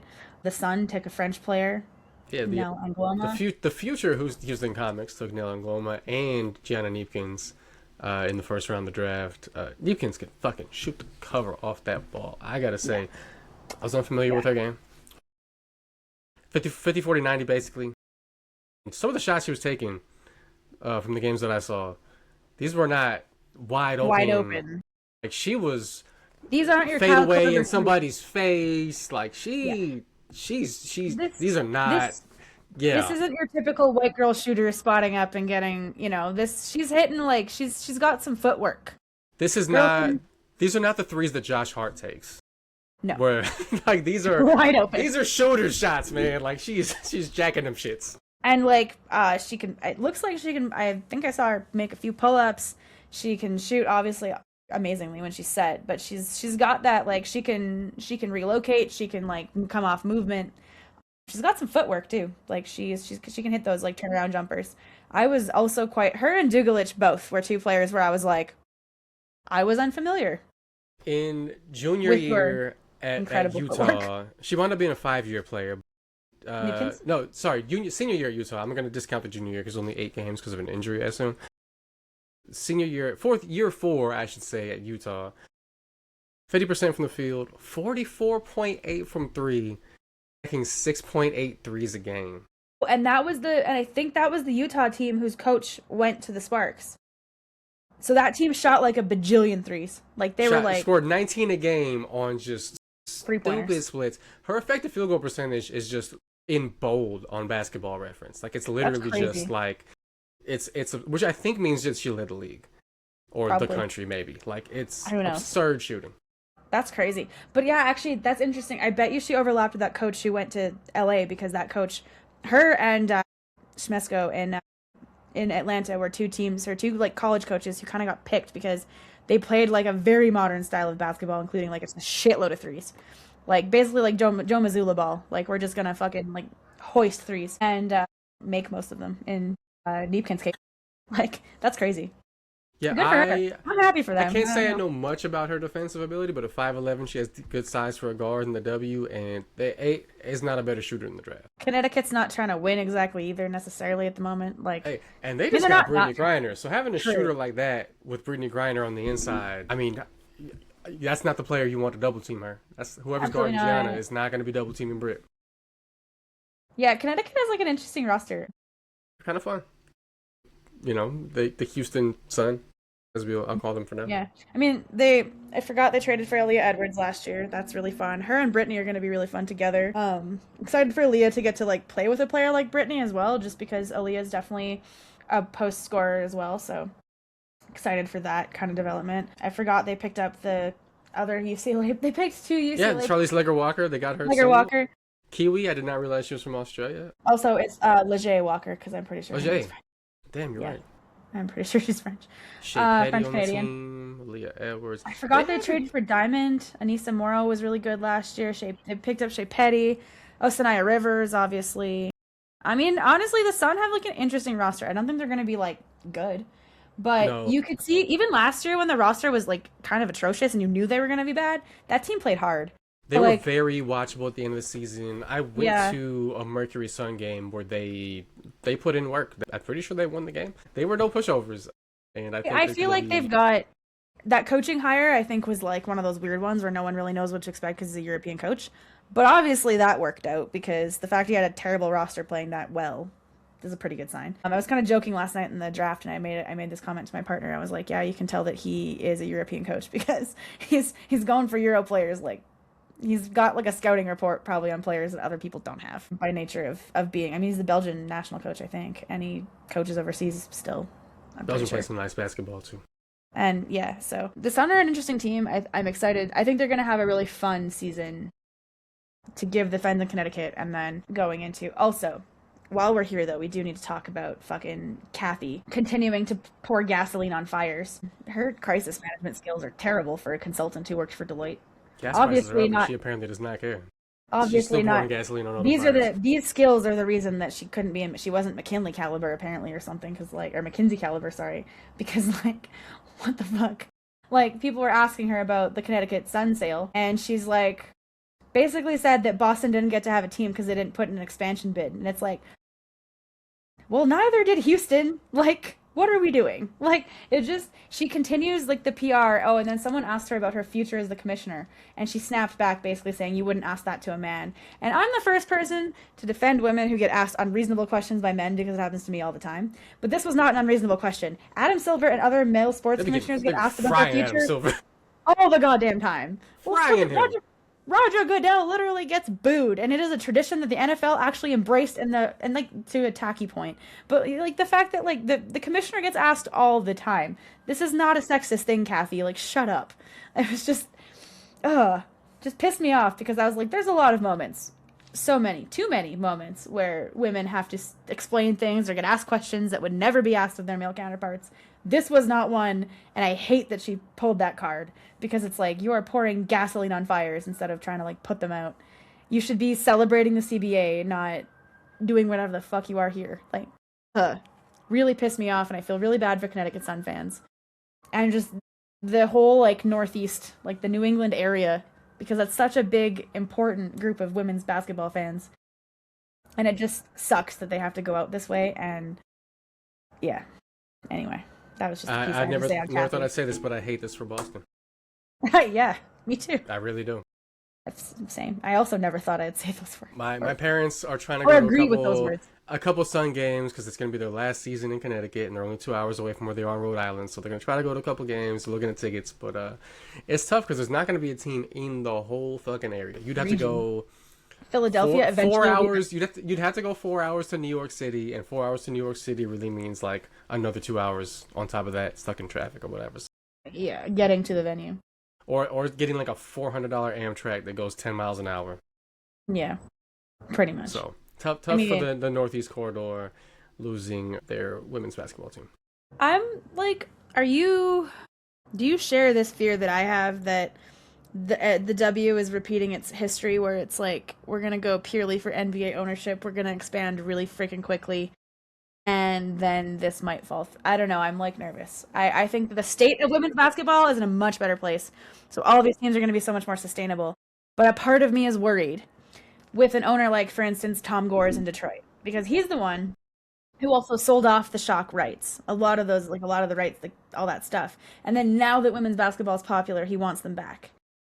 And like that is what worries me, where I'm like, the popularity and the money is there, but what if these things, like the growth eventually will plateau? That will happen. It happens in every league. I think my worry is like, so with the expansion thing, I think they might be, I don't want to say that they're expanding too fast, definitively. I think there's so much fucking talent, especially with more international players proving that they can play at this level. I will say it does kind of feel like they're cutting it close to where there's going to be diminishing returns or where they might be going too fast. Because like we just had an expansion draft last year, we had a 2-team expansion draft this year. We're gonna have 3. 2 seasons from now, there's going to be another one. The next season, there's going to be another one, and the next season, there's going to be another one. And they're all starting. Be 6 expansion drafts in 6 years. I believe some of those are going to fall around another CBA negotiation, so it's going to be messy again. Yeah, it's going to be 6 expansion drafts in 6 seasons, which is a lot of like roster flux. It's a lot of chaos. It's a lot of new jobs, but it's also that's a lot to handle, and I do worry that might be a little hasty. Even though there's so many cities that deserve a team, it's hard to satisfy all those markets in a way that is nice and sustainable, but like this is gonna be a busy CBA cycle. It's gonna be a very fucking busy. It's not even just satisfying those markets. It's also just satisfying like I don't know, fans who maybe lost a team or like deserve a team more, but it's gonna go to it's gonna go to like for instance, I'm thinking of a place like Nashville, like a team that legitimately expansion wise I think would be a great opportunity for the league because it hasn't a great ownership like group behind it that has put in the bid for it. Tennessee has such a historical tie to women's basketball, as we know with Pat Summitt. The team is literally named after her. And it would give the Southeast another team because really Atlanta's the only one, and they don't have a huge fan base. So it would be beneficial to the league in a lot of ways to grow in that area. Plus, you'd be kind of the only game in town outside of the NHL, right? And so I think that I don't know. I guess it just depends on what your vision for the league is, and a part of me is just a little bit nervous about smaller cities that deserve teams getting shafted only for big markets that at the end of the day aren't going to actually do a proper service to those teams. Not to say, I think Philadelphia will. Philadelphia deserves a team. I think, like... Philly 100%. Cleveland, like, okay. Like, I would have been curious to see a team pop up in like a Kentucky. I would have preferred Nashville or Kentucky over Ohio. Just because I think the fan base is deeper. Like, not to say that Ohio State women's basketball is popular, but it's not like as popular as Tennessee. There's also no fucking pro sports teams in Kentucky, which is I think why that state intrigues me a lot. Yeah.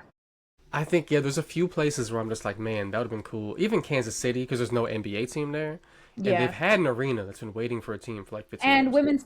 Women's sports are huge there because the NWSL, like Kansas City Current, are doing really well there. Yep. The only reason I sort of think and obviously as a fan of like Louisville women's basketball and just the state of Kentucky in general, because I like thoroughbreds and bourbon, is like the only reason I would say Tennessee over that is just like in like Nashville specifically is that if the league is looking for like that, frankly, like professional sports billionaire owner, because that's what professional sports ownership requires now, they had that, and they had the venue because they had Bridgestone Arena, which is like in a perfect spot. And so that's the only reason like I would advocate for that over somewhere like Kentucky. But like from a personal perspective, fuck yeah, put a team in Louisville. There's gotta be a billionaire somewhere in like Mississippi or Alabama who wants to own a pro sports team. You know what I mean? I don't know about there, but certainly in Louisville. Certainly, where's the owner of WinStar? We need some thoroughbred owners owning basketball teams. Tall horses, tall people. It works. The Montgomery, I don't know what's a local animal to Alabama. Give us a team out there, man. I don't know, but I mean, shit. WinStar is one of the largest horse racing farms in like the world, and I drove by it. It was really cool. They had cameras on the fences. It was crazy. They've had horses sell for up to they had a horse sell for $70 million back in 2000. Surely they can afford to own a team in Louisville. Damn. Yeah. I mean, he was acquired for breeding purposes, but still. Yeah. But yeah, like surely there's rich people in Kentucky. They can afford this. They just need to stop looking at horses and look at basketball players instead. But here we are. Wrapping up the draft, there is a team. Yeah, I guess we should do that. That did not pick in the first round. That for the first time in 2 seasons actually has fucking draft picks. Ooh, it is my Phoenix Mercury. They have a second and a third rounder. After last season, for context, for those who don't know, they had, if we're talking about some Les Snead fuck them picks, Phoenix had 0 draft picks in the entire draft. They didn't fucking take a single player. They didn't have any picks. So this year, they picked Ines Pitarch-Granel from France, and they grabbed a player from Hungary, Esther Rakai. And both of them, I kind of looked up their like EuroLeague stats and stuff just out of curiosity because not super familiar with them not being NCAA players, and they're both kind of in that like 4 to 7 points per game, like minimal roles with their European teams. So they're probably going to be stash picks. They're probably not going to be coming over, but shout out to the Mercury for actually drafting players. I was tickled to see it. It made me happy. It's so fun when you actually get to participate in the draft. I don't know. It was great. I had something to look forward to. Even if it's players that you like never see, it's like fun to have your team is actually involved. Yeah. They may never touch a WNBA court, but I'm just happy that we had this experience together. We had this experience together.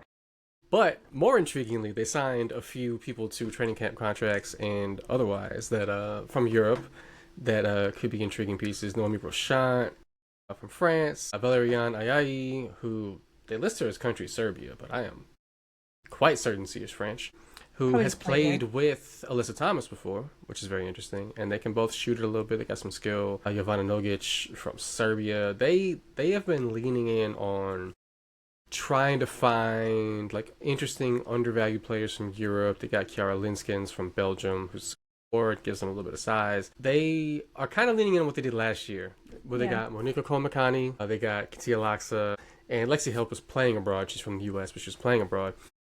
Trying to find these players to kind of fill in around Alyssa Thomas, complement her, provide shooting, a little bit of perimeter skills and playmaking, and I think they've done a pretty good job with identifying some players who could potentially pop, potentially find a role in the team.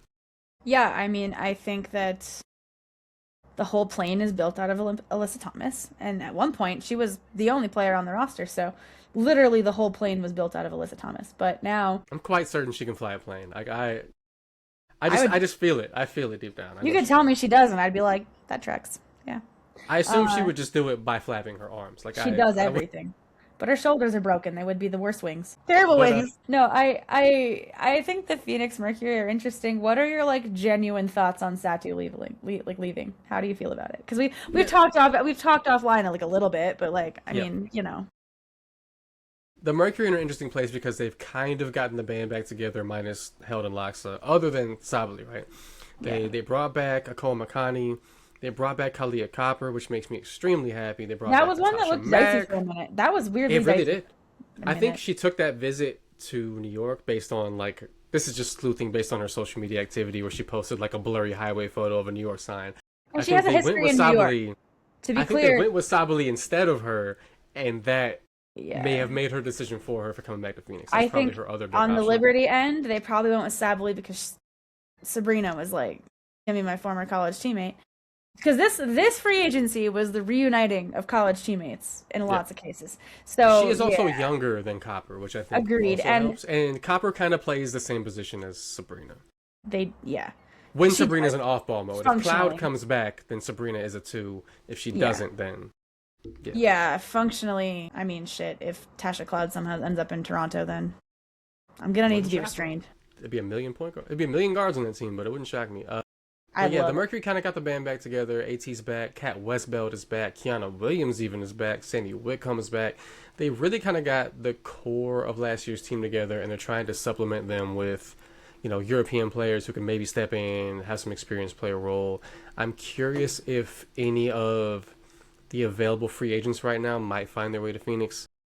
I don't know if this is likely, but Misaman would be a really interesting fit there. I'm genuinely curious if she's coming back to the W this year. That would probably move Tasha Mack to the bench potentially, because I think you have to play AT at the 4, but maybe you don't. She can defend the perimeter too. Ari McDonald is around. I mean, Emma's big. If Emma came, I might be a Mercury fan, like low key. They might be like them in the sky would be battling it out for sure because I love Emma Misaman. I'm genuinely curious if she's coming to the league this year. The fact that nobody took her in the expansion draft wasn't terribly surprising. Obviously, I was like reaching in our mock draft because I'm like, well, she's technically available, so like, of course I'm gonna do it. It made sense to me that no one did, but I'm like genuinely curious if she's coming back. I don't really know. Yeah, the prioritization thing with Emma in general, whether it's the Mercury or anybody else, but like prioritization is going to keep players like Emma away because the Belgian national team is her priority. It's always hard to read the Mercury because, like we talked about a minute ago, the fuck them picks mentality of microwave Matt Ishbia.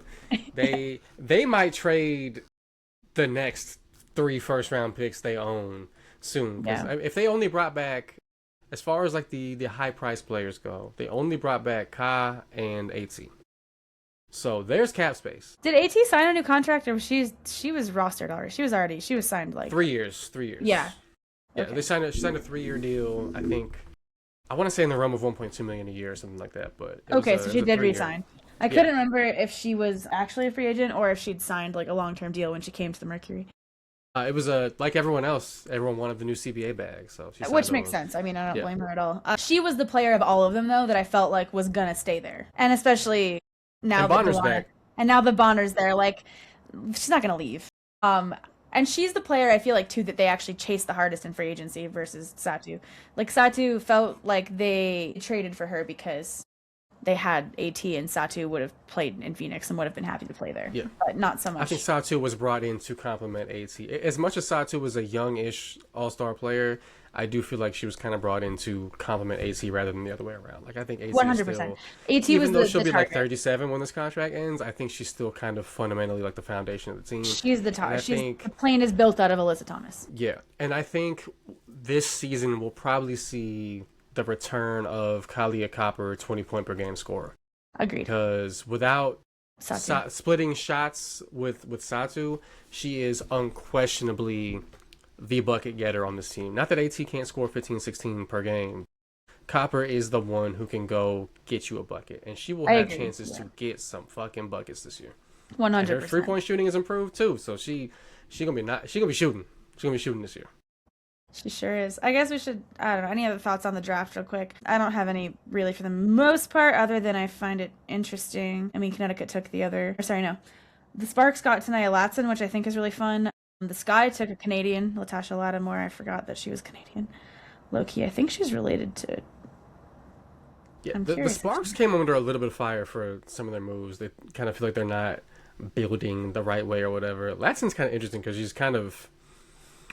I feel vaguely another 5'8" bucket getter when they already have Kelsey Plum is super interesting, but playing alongside. How do you think the dream picking up Okot was fun? I think that was probably the right landing space for her because Smesco has a system where fives can shoot and she has the ability to stretch the floor. It's just not her like main thing, but it's an area where she'll be able to develop. Obviously, they got NECA and Ariel Atkins.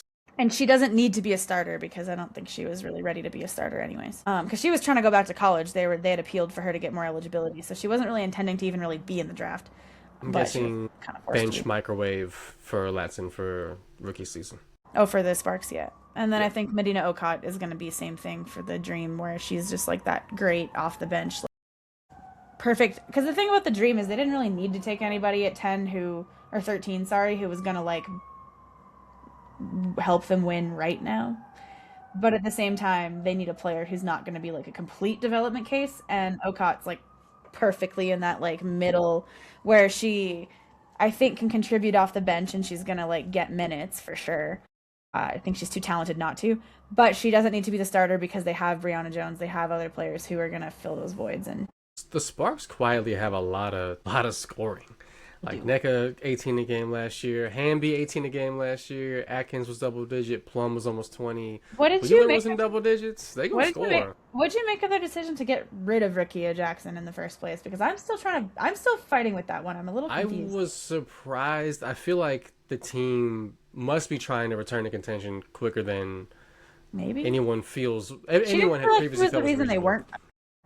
Because like Rickea Jackson, a young player with a lot of potential, and they went and got an 8-year vet in Atkins, and they went and got a 14-year vet in Agumake. Somebody in the LA front office is like, we need to be in the playoffs now. Yeah, true. I don't know. I mean, hey, I'm not mad. To be clear, like I would rather have Rickea Jackson than Ariel Atkins because. No shade personally to Ariel Atkins. I liked Ariel Atkins when she was in Washington, but Chicago massively overpaid for her, and I hated that whole trade and everything about it.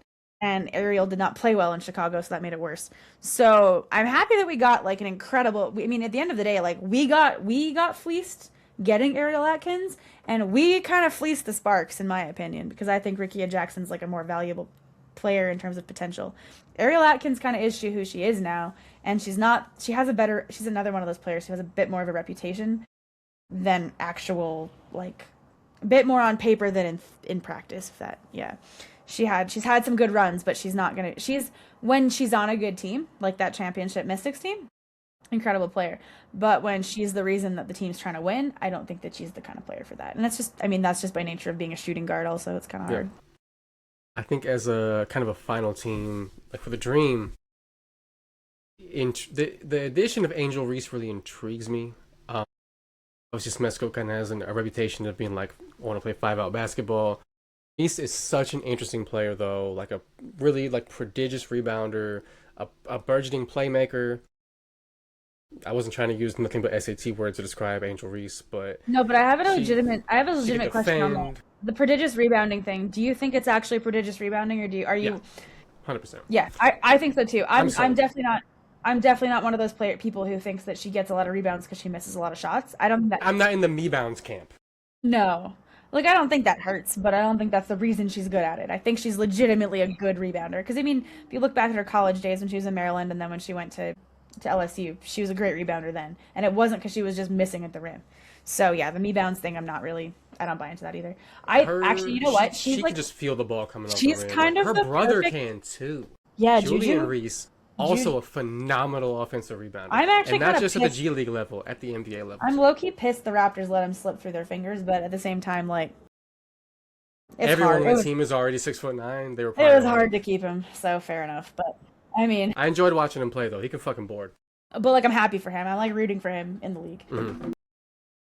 He's been cooking for the Wizards. I actually think the Wizards should keep him, to be honest. I genuinely think he set a record for fastest to some amount of rebounds or some shit. He broke and even Shaq's points record or some shit. And points. It's not even just the rebounds. He's been actually cooking. Like, he's been scoring.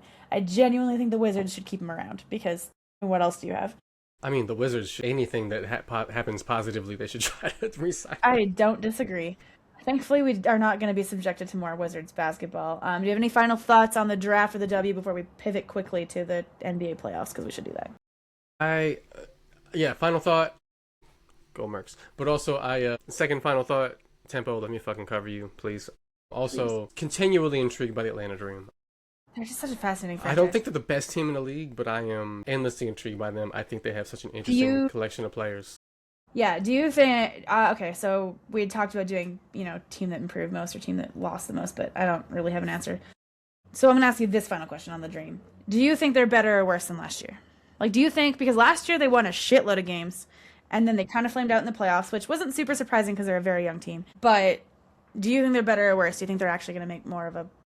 Because they're different. They're a different team.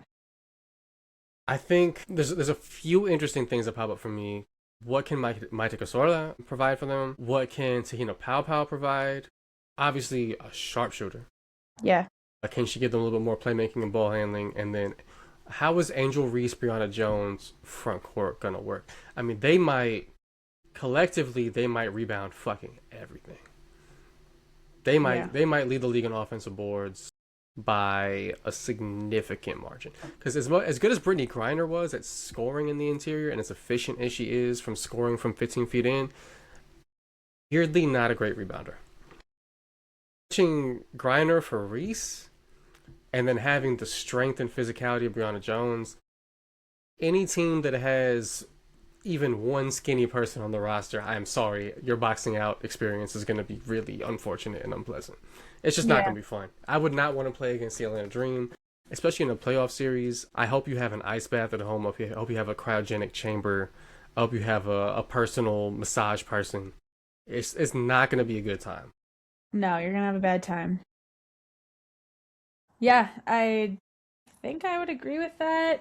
I think Angel Reese is going to be a fascinating player because she doesn't fit that, stylistically, she's a bit of an odd duck for what the coach does, but at the same time, he seems flexible enough. He'll make that work. But it's also it's differing in a good way. She's almost like a mold breaker in a positive way, where it's like sometimes you kind of need that player who's just going to get in the post, she's going to get rebounds, she's going to be physical, whatever. Yeah, honestly, for me, my final thought just is big shout out to Natasha Mack. I'm just so happy she re-signed in Phoenix. I'm glad she found a home there. She's been one of my favorite players in the league for a really long time, even though she doesn't actually play that much. I've just been rooting for her. I was really happy when this guy had drafted her back in the day, so rooting for her. But Yeah, it was the W has been going through a lot. I mean, I'm excited for this season. I'm currently a little bummed that live podcasts may not happen because fucking tempo tickets are too expensive, but we'll see. We can Maybe dream. there'll be like a Mastodon show or something. Like I don't. Maybe we can reunite in Phoenix. I think they lost their. I think their lead singer's gone though. I don't know what happened. If it's something controversial, don't yell at me. I genuinely don't know, but I think the lead singer is not with the band anymore. I'm pretty sure it's just the guy with like the higher voice. Yeah, Brent Hines departed in March 2025. He died. That's why he left. What? Yeah, I he yeah. left.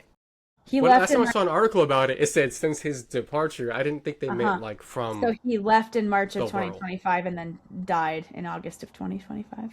That's wild. Damn. I mean, that is probably my favorite metal band. That is really wild. I did not know that Wait, until hold on, hold recently. on, hold on, hold on, hold on. Google Gemini might have just fucked me here.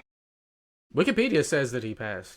Okay, So no, okay, I clicked on a different. I was on the Mastodon itself article, so I'm like, oh, it says they grew apart and mutually agreed to depart ways in 2025, yeah, and okay. then traffic collision took him out That was in motorcycle, yeah. later that year. Yeah. Damn. R.I.P. That was on a random metal note. Since you're a metal person, I found out about Mastodon kind of semi-accidentally. I was doing college radio stuff at K-State, and one day they just gave away a bunch of CDs, and just for free to the radio DJs. I had like a Monday night show and a couple other shows. The Monday night one was just music. The other ones were like sports and like gaming related and technology and stuff. And I picked up one of the CDs, and this was a band called Mastodon, and I kind of like vaguely heard of them, but didn't know anything. Which And I'm it not was really the like a. second, Was it that? was the which album was it again? It was the Hunter, right? It was the Hunter, yeah. Yeah. And I was broadly unfamiliar. Actually, no, it was Blood Mountain. I take it back. Blood Mountain, classic. Yeah, the Hunter was the first one that I like really, really latched onto, but Blood Mountain was my intro to them. And I wasn't super familiar, and I started listening to it, and I was like, because I'm not really even like a rock and roll person, let alone necessarily a metal person. But I remember listening to it and being like, wow, this is something else.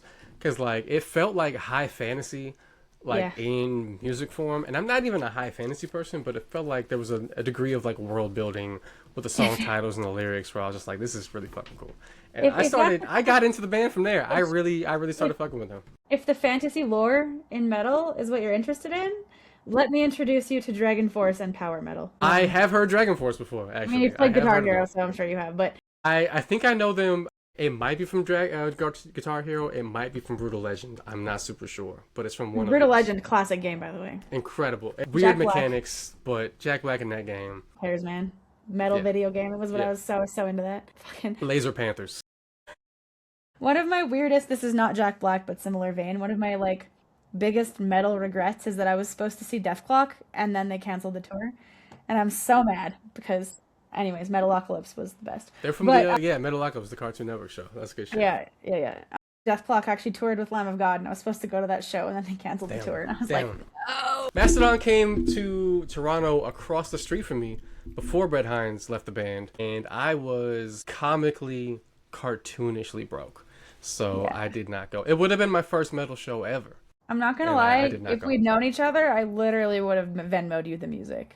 Or the money, sorry to go. I would have sent you the money to go, because Mastodon's the best. Yeah. I'm a big fan. I'm a big fan of Brett Hines' vocals too. Like I just really like the way he Same. sings. I've seen Mastodon twice. I saw them in Calgary in a small venue, and they opened for Opeth, and that was awesome.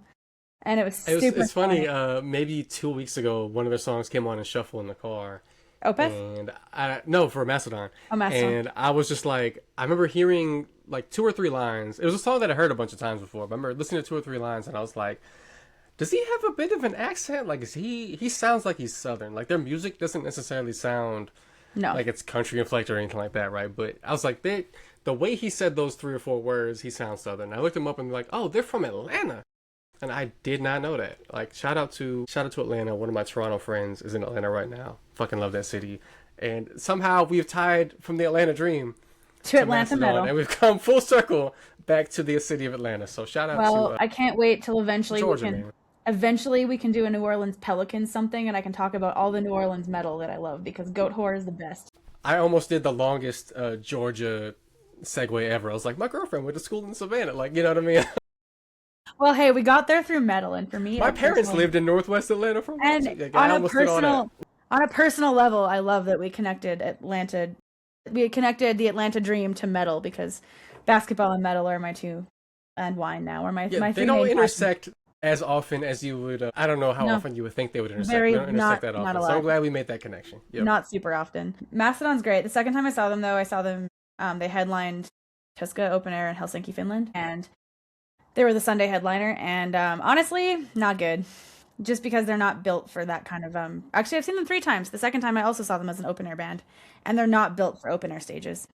It was really disappointing because the second, actually, ironically, 2 of the 3 times I've seen Mastodon were in Helsinki, Finland. I Now that I mean, think they about love it, some metal which is up there. It's super cold. random. It's cold. The one time it was raining on the beach, and then the second time it was at Tuska, and I just moshed with I just moshed with this tenured professor, and I was like kind of on an adrenaline high. I wasn't even really paying attention to Mastodon at that point. But yeah, anywho, Curl of the Burl, what a classic. Oh man, Dry Bone Valley is my favorite. Shout Oh, out that's to a you. good, that's a good. I think I've asked you Good this, shit. but last thing on metal before we segue finally to the NBA playoffs. I think I've asked you this, but have you listened to Baroness? I'm not familiar. I'm not Okay, familiar. I will send you some Baroness.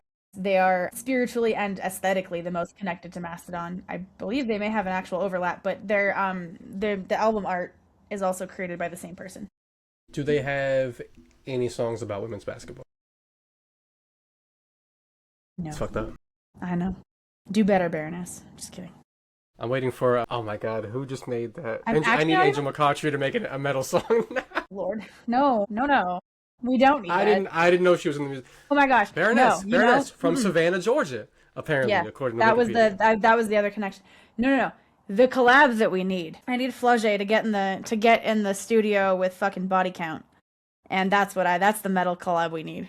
Because I need Flauget and Ice T. The world needs more Ice T. The world does need more Ice T. Body Count is genuinely one of the greatest metal bands ever. In a world of Kid Rocks, be You're like familiar Ice-T. with Body Count, right? Absolutely. Okay, good. Okay, good. Absolutely. Yeah. I got scared I'm for a I'm from second. California. Come on now. I know, but it's shocking I'm not how a many real. I'm not a people- real Toronto man. Not yet. It's shocking My to me kids how will many. be. It's shocking to me how few people know Body Count. Like in general, like I know tons of metalheads who know Body Count, but then don't really make the Ice T connection. Even though they know it's Ice T, they just don't like make the connection. But they know Body Count. But then like I don't know. There's so many people who are like Ice T fans, and I'm like, so you know about Body Count, right? And they're like, what? And I'm like, I mean, we need, shit. I we need to see. talk. Cop Killer was basically a rock song. A rock song, man. Yeah, I Like, mean they are. Well, they and on yeah. their the one album they covered 99 Problems. It's actually a great cover, to be honest. It's I elite. see. I see. Shout out Body Count. I forgot that Cop Killer was actually a Body Count song and not Ice Yeah. T Yeah, solo it's like song. Body Yeah, Count. yeah, yeah. And you can't it's still like pretty hard to find a version of it on like YouTube and stuff. But I've seen some mosh pits to that song and they are intense. Like big open air festivals in Europe, they've been playing it. And the mosh pits are intense and I'm like, I would like This- to be there. This taste for the police is Yeah. it's real common around the globe. And you know where you're gonna get even the most like violent support? You play that at play that in France at Blood or at I think it's Bloodfest or whatever, one of the big festivals there. You're good. Bloodfest sounds Oh, intense. sorry, it's Hellfest. Hellfest is in France. Okay, Bloodfest, yeah. Hellfest is in France. Bloodfest sounds like it should be in LA. I believe You that's know, in you English, but yeah.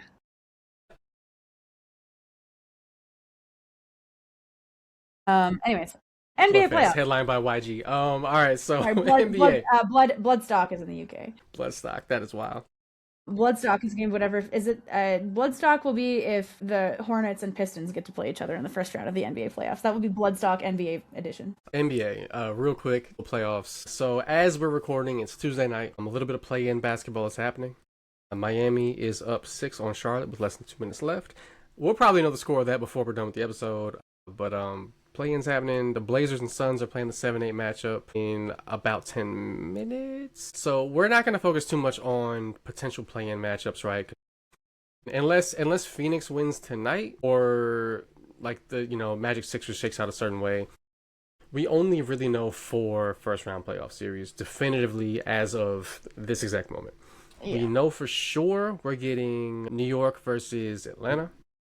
We know for sure we're getting Cleveland, Toronto. We know we're getting Denver, Minnesota, and we know we're getting Lakers, Rockets. And Raptors Cavaliers. Yeah, I did say that. Oh, sorry, I missed. Yeah. I zoned out, apparently. I thought I was paying attention. Anywho.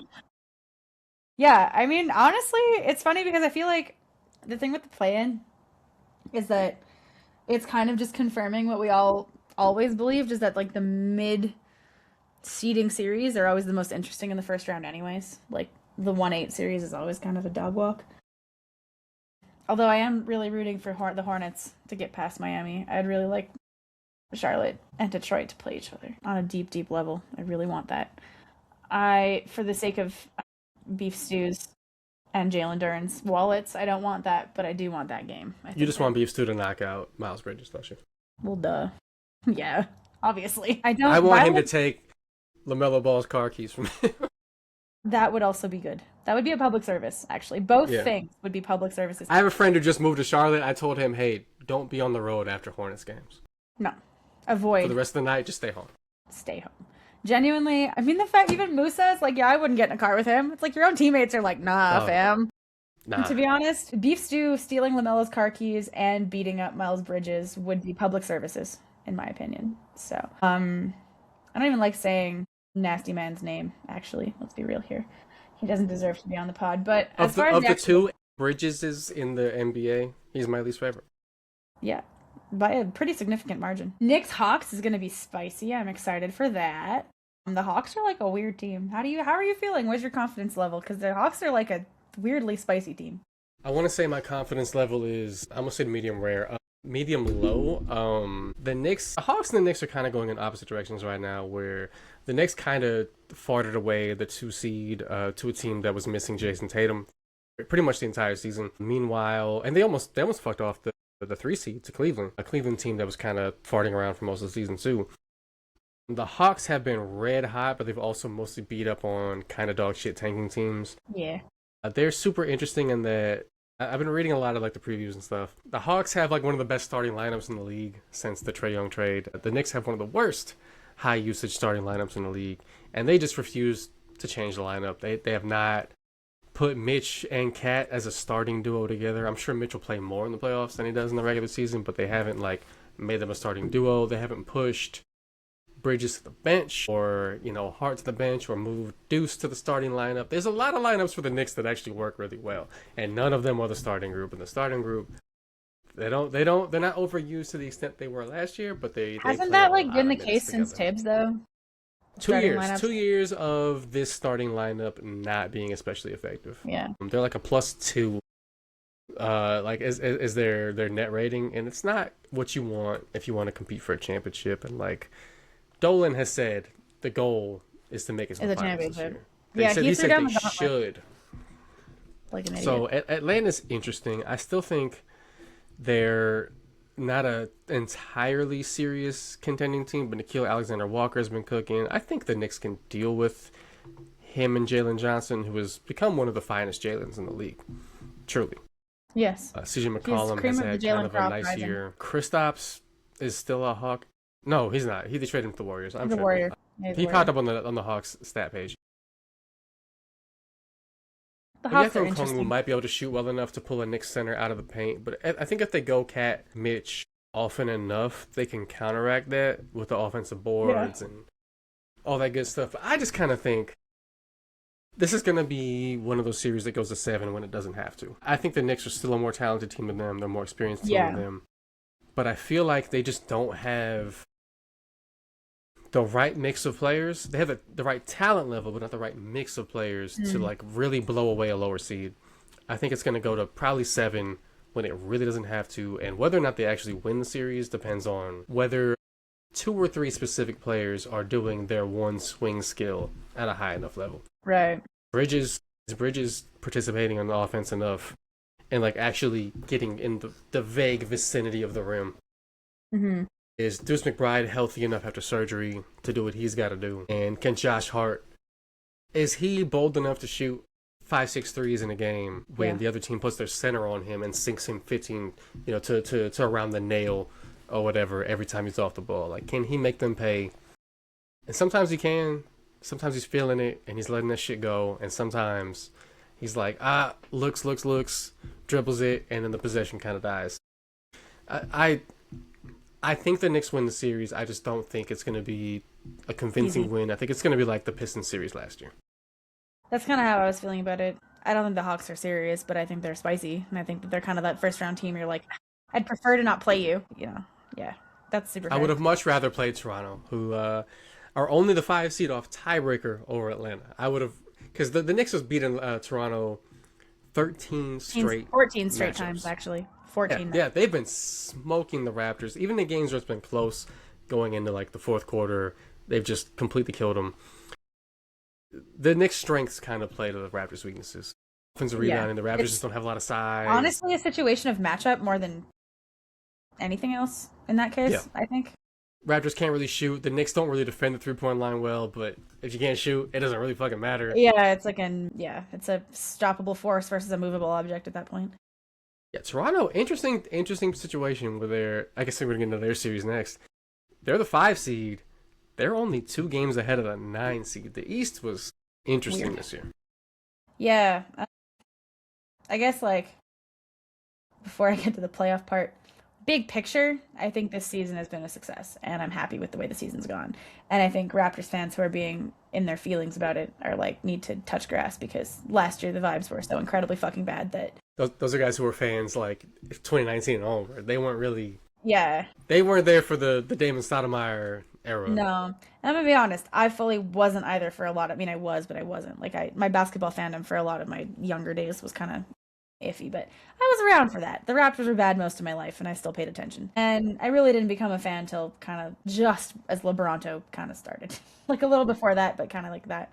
The DeMar Kyle era. But anyways, this season's been a success. Like, in my mind, it's one of those, we had this conversation offline where the Raptors losing to really good teams, they're not for the, I mean, they might get blown out, but when you actually watch the game, like, the box score doesn't really match the eye test in the sense that, like, eye test wise, they're not really, like, objectively getting run off the court. They just can't score in certain, like, the shooting is just so bad that it's like, if their shooting abandons them like it does against the Knicks, you're fucked. Defensively, they're holding up against the best team, so it's not really that They're I'm not worried fun about. to play against on that end. No, and we've had this conversation where, like, I mean, Darko is squeezing juice out of a pretty weird roster for the third straight year, and they got the playoffs this time because they actually have a scorer. And I think that he's the coach who maybe won't be the championship coach down the line, but he's shown some chops as a coach who deserves some more time and some more talent and a roster that kind of makes more sense. Scotty is an interesting player to build around too, because I agree, because he is an yeah, awesome, super versatile player. If Scotty is the second best player on your team, you're probably beating the shit out of everybody in the league. 100%. If he's your best player, it's kind of interesting because he's not necessarily a premier number one scoring option, right? Like, you probably don't want him to be your best scorer. Yeah. I think you're fine if he's your best overall basketball player. I think if he's the best guy on your team, that's cool. But you probably want somebody who's a little bit better at scoring than him. I have a weird analogy for you. Scotty Barnes reminds me of Alyssa Thomas. In that it's I see it. yeah. I see it. Yeah, because neither of them can really shoot consistently outside of the paint. Rebounds his position Scotty, really well, defends everybody yeah, really well. exactly. And has the playmaking chops of a point guard in a not point Yes. guard's body. Yes. Ball hand, like, Alyssa Thomas is a much better version of this player.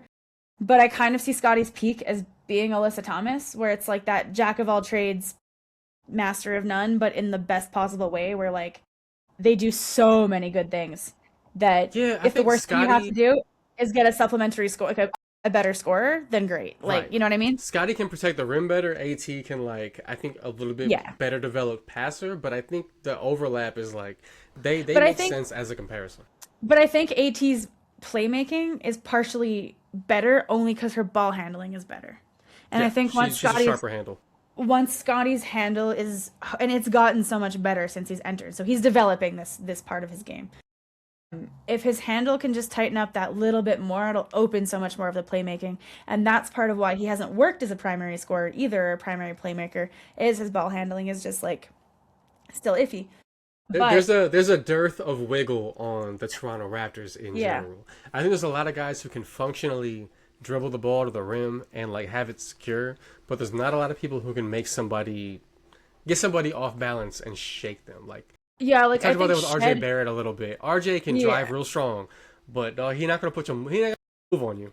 Like I think Shed can to some extent, but he's slow. It's a bit smaller, so it's just harder to create. Yeah. Like it's just you're not going to get the step Also, not a by. great shooter. Like there's a lot No, of well guys who that's like have. and that's his biggest problem, right? Yeah. Like he's got the wiggle, but he doesn't have the outside shooting to back that up fully. Scotty's either. interesting because he's still only 24. He's so it young. feels like he's been around forever. This is his Yeah. 5th NBA season. He's still Well, and only 24 years it's old. he's really just entering the first year of his max. Like it's kind of crazy, and people are talking about him like a finished product. Which, first of all, like I don't think so at all. He's absolutely still growing. You can see it year to year.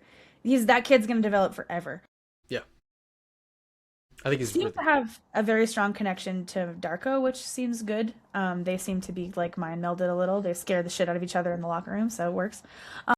Their intensity matches. But like I think Brandon Ingram, I don't think he's gonna be on the version of this. I don't even know if he's gonna be on the team past this year, to be perfectly honest. I think that the Raptors and Brandon Ingram working together has been a mutually beneficial experience because Ingram proved the concept that Scotty needs an apex scorer around him, while also restoring Brandon Ingram's trade value to being like, hey, this guy is actually really good and can help a team, and that he's like worth trading for as well. Like you can give up assets and pay this man. He's not a complete scrub because he hadn't been healthy for so long.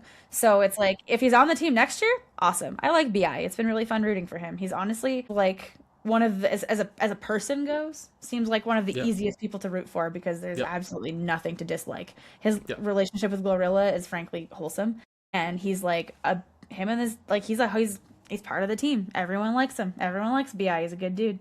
Hard to root against. Glorilla also, I'm not gonna lie, pretty good. Yeah, Pretty low good. key, low key. Not my jam Pretty good. totally, but I dig it. She got jams. She got jams. She's all right. Not totally my thing all the time, but I like it. I dig it. It's just When like she gonna collaborate with the Toronto artist? not Drake. Please. I'm tired. I'm tired. We're all tired. I don't know. The Raptors, but anyways, as far as playoffs goes, we have not played this version of the Cavaliers yet with James Harden, and James Harden is typically kind of a Raptors killer, so that's gonna be tough. Same with Donovan Mitchell. I don't know. The Cavaliers are like one of those teams where I feel confident against. I feel more confident that we can win this series against the Cavaliers than I did against the Knicks. And it's not really just You don't believe in Jimmy? You don't It's- believe in J. Harden Wine's proprietor? That's crazy. I really don't believe in Jim Harden. Haven't had a lot of reasons to believe in Jim Harden. Let it be known, we had the wine and it was alright. It was fine. It was, I enjoyed it. as you would grade it in a W set, it was acceptable. I think as I said at the time, if you brought it to a party, I wouldn't be mad at you. I would drink that shit.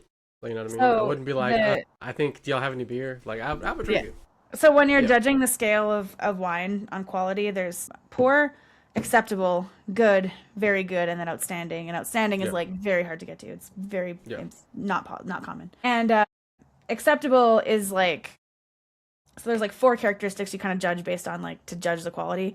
It's like, and acceptable means you got one of the 4 boxes, and that was James Harden's wine. It was acceptable. It was wine, and it wasn't complete gut rot. So it was acceptable. But anyways, I think that the Raptors also match up better against the Cavaliers in general because we're not that much smaller than them. They have pretty similar size across the board, I would say. We also don't seem to forget how to completely shoot against the Cavaliers. Their defense is a little softer because you have players like Donovan Mitchell that are easier to pick on, and even James Harden. And they don't really have that big wing defender either. Like, they don't Also, have... Mobley isn't the most forceful big. Like, he's No. a really good, really tall player, but Yeah.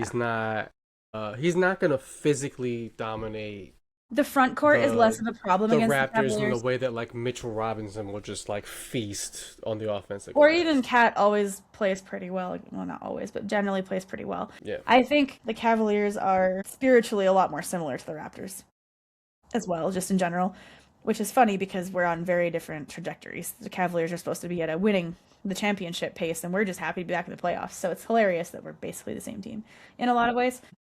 I would say feel a lot... Harden been shooting the shit out of it since he became a Cavalier. Like, He has. 43.5% from three. I'm not here saying this is going to be easy, and I honestly don't even really know if the Raptors are going to win this series, to be honest with you. I think it goes 7. I don't think the Cavaliers have a I don't know if they have that belt to ass gear in them in the playoffs because they haven't really for the last few years with this roster. So I just don't believe it's there. I think James Harden adds a dimension to it, but if the backcourt is for the most part all we really have to worry about as far as defending. Their front court doesn't provide, as long as Jakob is relatively healthy to deal with Jarrett Allen, we'll be okay because Scottie can easily guard Mobley. They're the same player pretty much. So I feel better about Scottie's future than I do Mobley's. But anyways, that's a debate I don't feel like having at the moment. Also, just realize that like the only two. This is unrelated to the Cavs' chances of winning, and when I say it's unrelated, I mean it's wildly unrelated. Like, I would not put that much faith in us. But Kansas State has, I think, 2 NBA regulars right now who actually get rotation minutes. Both of them play for the Cleveland Cavaliers somehow. Who? Naquan Tomlin and Dean Wade both play for the Cleveland Cavaliers. Oh my God, Dean Wade. Only 2 K-State guys in the entire fucking league who Dean actually Wade, get minutes for the NBA team. Are you familiar? Are you familiar with Zach Lowe's bit on Dean Wade? No, I am not. Oh my God. Okay. So Dean Wade, because he sounds like an accountant, and so Zach Lowe has kind of been on this for like a while, and he actually had Dean Wade on the pod, but he wrote like on his old pod on ESPN on like the Low or the Zach Lowe or the Low Post, he made a song. He made like a jingle about Dean Wade accounting. I'll send it to you. It's so funny. Dean Wade is such an interesting player because It's amazing. every year he starts off as a bench guy, and every year he winds up starting like 40 games. And he might be the lowest scoring average perimeter starter. This year he started more than half the games he's played. He's averaging 5.8 points a game. Last year he started more than half the games he played, 5.4 points a game. The year before that, started more than half the games he played, 5.4 points a game. He constantly finds himself in the starting lineup because of some injury to somebody. It's not planned. He's also injured a lot, and he's their only plan as a wings defender. So like they're kind of struggling at the moment. He's an interesting guy because he's never played. Yeah, his injury status has weirdly ruined that team, which adds to your point that he's a weird player because like he's not on paper that important, but like actually is the glue that holds the Cavaliers together apparently. It's super weird because he's like 6 or 7 seasons in the NBA, and he's every season except his rookie season.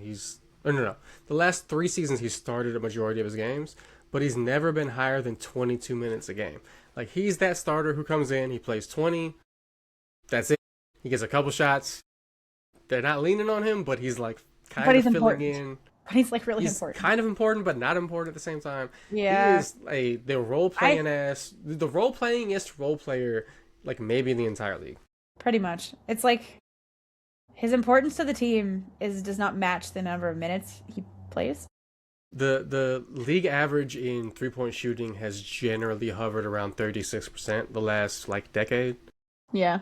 Is his 3-point percentage right now 36.2 for a career 36.7. He is like the most like statistical average NBA dude imaginable.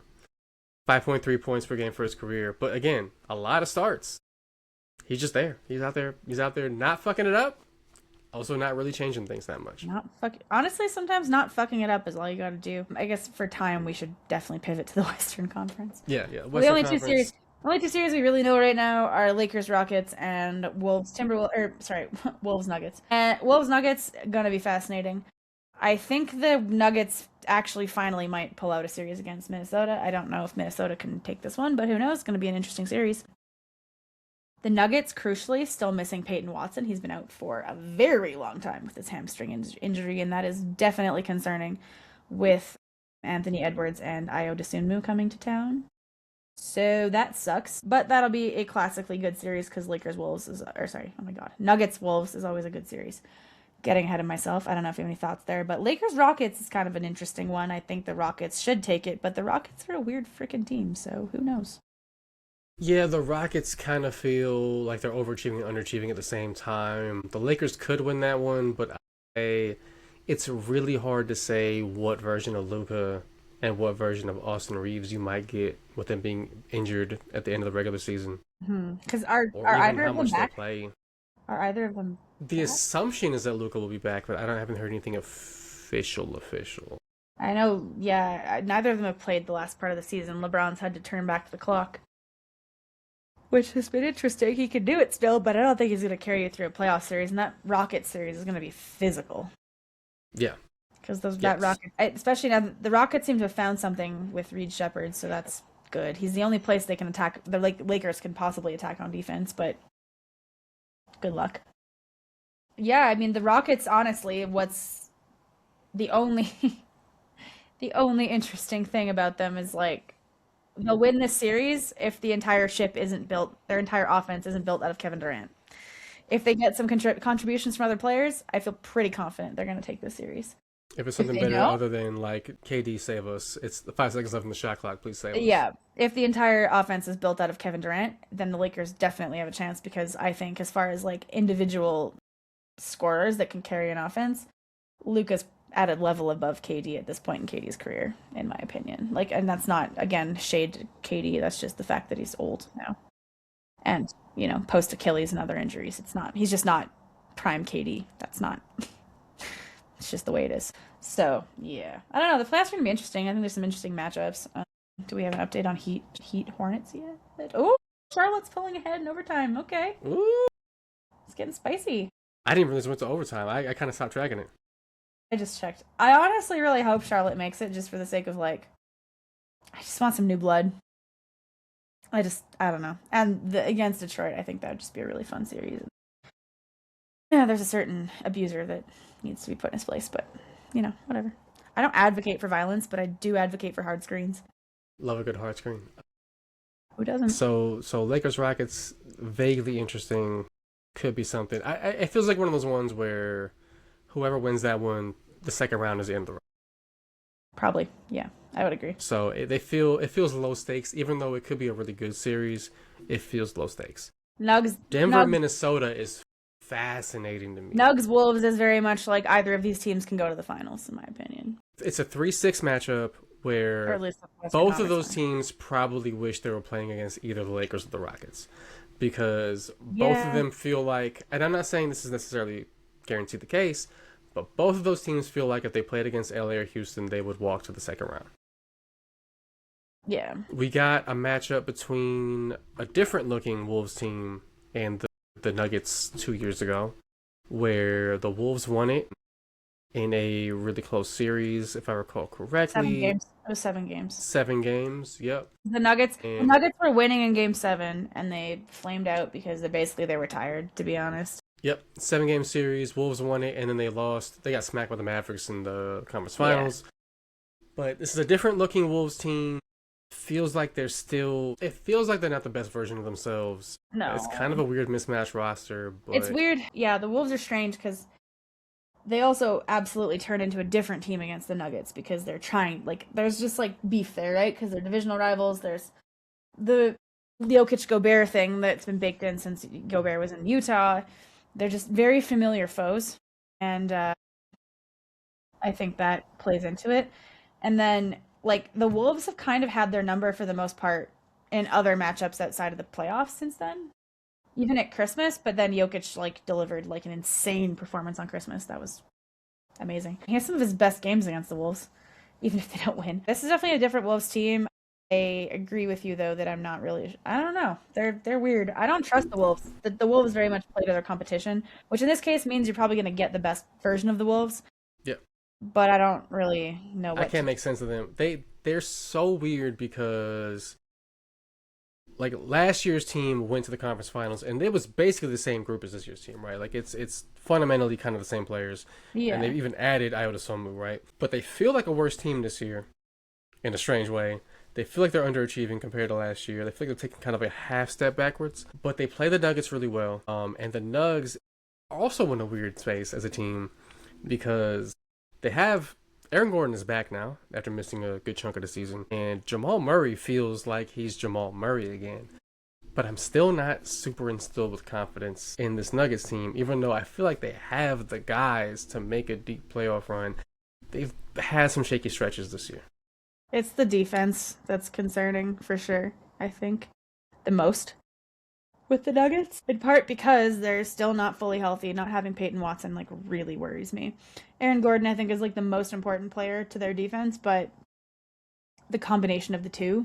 Because Aaron Gordon is better at guarding up and he can guard down, but not whereas like Peyton Watson is better at guarding down, so he can very much guard those like the 1 through 4, 1 through 3, 1 through 4, whereas Gordon is like a 3 through 5 kind of guy more.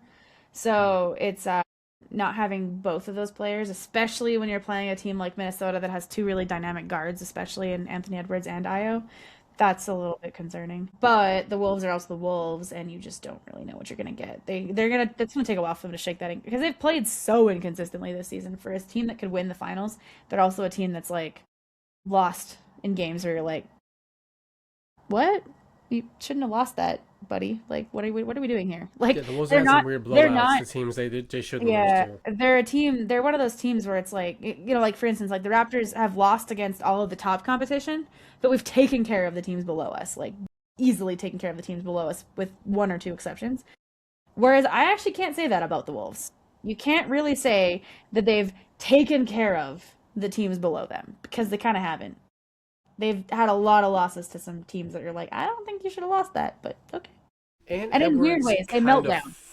And Edwards kind of fascinates me because I remember last year he kind of broke out and suddenly started shooting like Steph damn Curry.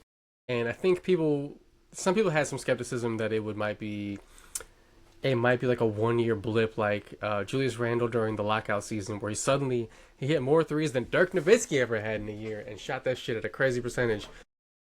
Edwards is shooting 39.9% from 3 on 8.4 attempts per game this year. That 3-point shooting is permanent. He is that shooter now.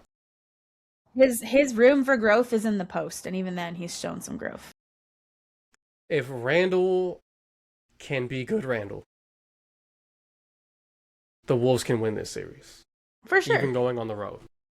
This is probably, in my opinion, of the 4 series that we actually like know, this is the one I'm most fascinated by. Yeah, because this one has the biggest implications for future rounds. You know what's so funny? I weirdly am more nervous about the Nuggets playing the Wolves than I am about the Nuggets playing the Spurs. And the Spurs have Wembanyama. But Spurs the Nuggets are a better team than the Wolves this year, but I feel like something about that Wolves team gives the Nuggets problems. Yeah, like it's a match. It's just matchup. Like I think the Nuggets just match up way better against the Spurs. Like Wemby is Wemby. No one matches up well against Wemby, but if anyone can do it, it's probably Jokic. He's smart enough to figure it out. To some extent. I mean, he still gets his shit blocked, but I mean, whatever. Like, you're not going to ever be perfect against a player like Wemby, but the rest of the roster seems, for whatever reason, they just play the Spurs in a better, different way than they do. The Wolves just, like, almost are in their heads. It almost feels mental with the Wolves. Also, in my mind, I think I'm kind of subconsciously rooting for whoever has the best chance of beating the Thunder. And Same. As we saw last year, the Wolves are not the ones. No, so I'm not. Hoping the Nuggets pulled us out because they gave the Thunder the most trouble. So I guess hopefully Nuggets in 7. I think this series probably goes to 7. I'm going Rockets in 7 tentatively just because I don't know what the Lakers are going to get out of Luka or Reeves just because of the injury situations. And I also don't know if those are issues, what can LeBron still... Can he still carry a team? It's like the rest of the roster, too. Can Ayton average 20 and 13 for a series? I was going to say, like, what's DeAndre Ayton going to be? What's Rui Hachimura going to be? Like, all these weird-ass misfit players. But Ayton's going to do some fun characters in the locker room. That's all we know for sure. Something will happen there. But on that note, any final thoughts on this Verdejo? Pretty good. I have... if anybody was wondering? Hey, we're about in the same we're about in the same distance here. We got the same locked in pace wise. I'm gonna check out some Baroness later. See what they're about. I'll send you some shit. The Purple album is really good though, but I'll send you some shit. Shout out Mastodon and Baroness. I'm gonna do the least metal thing possible and eat some avocado toast after this. I'll be making it myself while I'm tipsy. Amazing, I love that. All right, well, yeah, cool. I guess we'll be back. Follow us on social media at wineanddimepod. Once again, Chosen Family Wines, if you're listening, please respond. I beg. Yeah, TikTok, Instagram, Twitter. At wineanddimepod. Check us out. We have hella clips, so we will have more soon. Yeah, wine recommendations, etc. So anything basketball or wine related you need from us, we're here for you. We're basically a public service as a result. So if you are listening at home and you would like to donate a Phoenix Mercury Alyssa Thomas jersey to a podcaster on a budget. You can reach me at Chris_9999 on Instagram. Please reach out to a podcaster in need. We encourage it. And on that note, we'll see you next time. I'm a size large. Help me out. All right. Catch y'all next time.